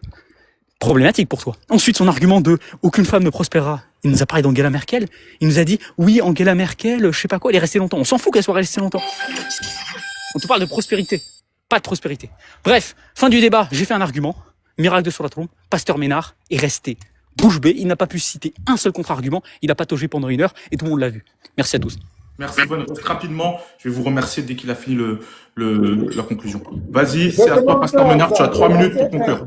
Vas-y, Pasteur. Détenons 13 ans, le verset 1. Si c'est là au milieu de toi, un prophète ou un songeur qui t'annonce un signe ou un prodige et qu'il est accomplissement du signe ou du prodige dont tu t'as parlé en disant allons après d'autres dieux, des dieux que tu ne connais pas et servons-les, tu n'écouteras pas les paroles de ce prophète ou de ce songeur car c'est l'Éternel votre Dieu qui vous met à l'épreuve pour savoir si vous aimez l'Éternel, votre Dieu de tout votre cœur et de toute votre âme. Donc je confirme. Bien que je n'avais pas le temps de venir lire ton verset, analyser, aller lire les tafsirs, je disais clairement et je le répète, le fait que quelqu'un donne une prophétie, soi-disant, qui s'accomplit, ne prouve en rien que c'est un vrai prophète. Parce que ton prophète a donné des prophéties, il a dit que personne ne connaît le sexe, personne ne peut connaître le sexe d'un enfant. C'est faux. Aujourd'hui, l'échographie dit c'est Allah ce qui connaît. Avec l'échographie, on peut connaître le sexe d'un enfant avant sa naissance. Il dit personne ne connaît le temps où il va pleuvoir. Et aujourd'hui, la météo peut prédire, même les grandes catastrophes, la météo peut prédire ça. Donc, il n'a pas dit la vérité. Donc, tu comprends? Et ton prophète est venu nous montrer un autre Dieu. Le Seigneur de la Kaaba, ce n'est pas l'Éternel, le Dieu d'Israël. Et je t'ai mis au défi, tu as été incapable de nous donner. Quand j'ai dit, tu m'as dit de te donner un poison que quand on boit, je ne sais pas. J'ai dit, mais je ne suis pas chimiste, je ne connais pas le poison. Mais ça n'avait rien à voir avec le test que j'ai lu. Je t'ai ramené au test. Dans le test, la femme dit, si tu es prophète, le poison ne va pas te nuire. Toi-même, tu as confirmé, tu es KO. Toi-même, tu as confirmé que le poison a nuit à ton prophète. Fin du débat. Monsieur, tu ne peux jamais m'humilier. Donc, reste tranquille. Donc, je confirme et je t'ai montré le hadith. Le hadith dit clairement que les djinns peuvent dire la vérité. Peuvent chuchoter des gens. Il y a des faux prophètes qui disent, je te donne un exemple même dans la Bible, la femme qui avait l'esprit de Python. Donc il y a des gens qui ont des mauvais esprits qui peuvent donner des révélations. Donc ton argument ne tient sur rien. Tu n'as donné aucun argument. Tu n'as pas que confirmer ce que j'ai dit indirectement. Tu as dit que le poison a nuit à ton prophète. C'est fini. La femme a dit s'il était prophète, ça n'allait pas le nuire. Et tu viens de mettre fin au débat. Ton prophète n'est pas un véritable prophète de Dieu. L'Éternel ne lui a jamais parlé. C'est un esprit qui est venu le violenter dans la grotte. Cet esprit a un trône. L'ange Gabriel n'a pas de trône. Et cet esprit, il est influencé par les chiens. L'ange Gabriel n'a pas peur des chiens. Le débat est clos. Ton prophète n'est pas un prophète de Dieu. Tous tes arguments que tu as donnés là, ça ne tient même pas. Merci à tous. Je m'arrête là. Merci. Alors, attends, juste, Riles, il me manque des minutes là. Non, ça peut être parce que il a eu 7 minutes que j'ai pas eu du coup. Si ouais. Quand vous avez fait les 2 phases là. Ah ouais. Je viens de compter là, il y a un problème dans les calculs. Ah, il me manque. Bon, je fais pas 37 minutes, mais il me manque au moins 3-4 minutes quoi. Vas-y, c'est quoi si j'ai fait une erreur, je m'excuse. Vas-y, Von. Il y a pas de problème. Mais c'est pas grave. On a posé 2 questions. On a posé 2 questions. Lui, la question. Je sais pas. T'as fait 2 fois, Von? Non, moi j'ai fait 2 fois, toi t'as fait 3 La fois. première question, c'était la chimie. Il a fait La 3 fois. deuxième question, c'était Romain. On a fait 2 fois, 2 fois. Je sais pas, là, je suis. Tout le monde dit en bas, il a fait 7 minutes en plus. Enfin, soyez honnêtes, les chrétiens, Bon, mon vous avez ami, vu. De toute façon, j'ai pas besoin de ces 7 minutes. Je vais prendre juste 2-3 minutes, mais de base, j'avais ce temps-là. Pasteur, est-ce que tu peux accepter 2-3 minutes? Peut-être j'ai fait une erreur, je sais pas. Mais c'est fini, il dit il m'a mis KO, il cherche quoi encore? Il dit il m'a mis KO, il cherche quoi? Relax, faut faire, tu vas aller Pour moi, j'ai fait 2 fois. 2 fois, peut-être j'ai fait une erreur, Von, je sais pas. Non, mais c'est sûr qu'il y a une erreur. Moi, je peux te jurer qu'il y a une erreur. Je suis sûr et Si, certain. il y en a, ils me disent 3. Il y en a, ils me disent 3. Oui, voilà, c'est ça. C'est que c'est par rapport. Ouais, voilà, il manque au moins 3 minutes. On a posé 2 questions. Écoute, Pasteur. Moi, Écoute, Pasteur. Peut-être que j'ai fait une erreur. Pour éviter l'erreur, il y a peut-être une redite. Je vais mettre 2 minutes à Von. Von Reich. Tiens, je te mets 2 Maintenant, minutes. 2 minutes, sur quelle base? Il n'y a pas d'erreur. On a posé Tranquille, Pasteur. Et Pasteur, c'est pas encore l'heure de rompre le jeûne. Je vais pas te manger tout de Si suite. j'ai fait une erreur, je lui mets 2 minutes. Tu sais quoi, je vais faire quoi? Von, je vais mettre 2 minutes à Von, je vais mettre 2 minutes Pasteur. Je vais mettre 2 minutes à Von, je vais mettre 2 minutes au Pasteur. Mais c'est pas logique. Du coup, il a 2 minutes en plus. C'est pas logique. C'est pas grave. C'est pas grave, c'est pas grave. Relax, tu nous as posé 2 questions, non? Voilà, il Ouais, mais à ce qui paraît, peut-être qu'il a eu 3. Peut-être qu'il Pasteur, à ce qui paraît, t'as eu 3 et lui, il a eu 2. 3 minutes, comment? On a posé 2 questions. Je vais te rappeler mes 2 questions. Première question. Je m'excuse si j'ai dû pas faire attention. Attends, pas tous ces pasteurs, j'entends. Ouais. Deuxième question, c'est le Sahel Boukari, 7 minutes 99. Voici mes 2 questions. Ces 2 questions, est-ce que je connais un poison? Deuxième question, est-ce que la prophétie de, comment on appelle? Attends, mais juste, c'est pas logique, Riles, parce que lui, c'est lui qui a commencé. C'est lui qui a commencé. C'est lui qui a commencé. Donc c'est pas logique. C'est lui qui a fini. Bah oui, c'est pas logique. Donc c'est pas normal. Parce que là, c'est-à-dire que moi, c'est que lui, quand il a fini, moi, je suis passé à la phase de conclusion. Alors que c'est pas logique. Ce serait moi qui est censé répondre d'abord à ce qu'il a dit. Enfin, il y a un problème de temps là, c'est obligé. Attends, je suis en train de regarder mes questions. C'est vrai, je suis en train de regarder mes questions. Alors attends, 2 minutes, je regarde mes questions. 2 minutes, s'il vous plaît. Est-ce que le poison a nuit au prophète? Ça, c'était la question de Pasteur. Après, quel poison agit 4-5 ans? Ça, c'était la question de Von Reich. Et après, Sahih al-Bukhari 7099, est-ce que le prophète a dit vrai dans cette prophétie? Ça, c'est Pasteur. Et explique-moi, s'il te plaît, comment le prophète de l'islam a réalisé la prophétie. Ça, c'est Von Reich. Et Pasteur a répondu. Donc, il y a bien 4. Il y a 4 questions. Regardez. Voilà, maintenant, qu'est-ce qu'il cherche? Il y a 4 questions. Peut-être que je sais pas ce qui s'est passé, mais il y a 4 questions. Von. Je sais pas. Attends, m'entends ou pas? Ah, tu m'entends? Ouais, on m'entend. Ouais, je t'entends. Mais je suis sûr que j'ai noté les 4 questions. Je sais pas, moi, tout le monde me dit qu'il y a un problème de temps. En tout cas, si un problème de temps, je m'excuse, mais c'est pas voulu. Moi, j'ai noté les 4 questions et les 4 questions ont été répondues dans le sens où vous avez répondu. Et après, on est passé à la conclue. Enfin. Ok, parce qu'on me dit qu'il a eu ouais, en fait, c'est ça. Il a eu un temps de réponse à la fin. C'est-à-dire que il y a eu les questions. Au moment où tu lui as posé ta question, au moment où tu lui as posé ta question, oui, il devait répondre à la question que tu lui as posée, Von. Comme toi. Regarde, par exemple, quand il t'a dit, est-ce que le poison a nuit au prophète? Toi, t'as répondu à ça. Ok? Et après, tu lui as posé ta question, du coup, quel poison agit entre 4 et 5 ans? Il t'a répondu. Après, il t'a Attends, juste un truc. Après, ouais. moi, c'est pas un problème pour moi. C'est pas ça. C'est juste qu'au moins, on m'a dit qu'il y avait un problème de temps. Donc, au pire, fais monter Léon, il t'explique. Tranquille, pasteur. J'ai pas encore mangé. Je vais pas te manger. Tranquille. Moi, je m'en fous. En soi, c'est pas moi. C'est juste qu'on m'a notifié qu'il y avait un problème de temps. Donc, s'il y a un problème de temps, faut le corriger. S'il y a pas de problème de temps, il y a pas de problème. Est-ce qu'il y a un problème? Sinon, tu fais monter Léon et tu lui demandes parce que c'est lui qui m'a dit qu'il y avait un problème de temps. Et plusieurs me le confirment. Plusieurs me confirment qu'il y a un problème de temps. On va voir. Je vais voir. Il est où Léon? Parce que si sur l'enregistrement il y a un problème de temps, tu vas passer pour un débile. Ouais. Non, t'as raison. Je vais voir. Attends, Léon, est-ce que tu peux monter? Fais monter Léon rapidement, ouais. Je le vois pas. Elle est là. Ok. Peut-être que Léon va me dire. Peut-être que moi, vous m'entendez? Ouais, c'est Marco Léon. Dis-moi. Regarde, c'est très simple. Tu lui as dit de commencer 7 minutes, on est d'accord? Ouais, j'ai dit de commencer Pasteur Ménard. Ok, Pasteur, il a commencé. Ensuite, Von a répondu. Ensuite, Pasteur a répondu. Ensuite, Von a répondu. Pourquoi lui, il continue encore 7 minutes? Ça n'a pas de sens. Parce que Pasteur, à la dernière. Du coup, il devait répondre à la question de Von Reich. Oui, mais du coup, ça veut dire qu'il a 7 minutes de plus.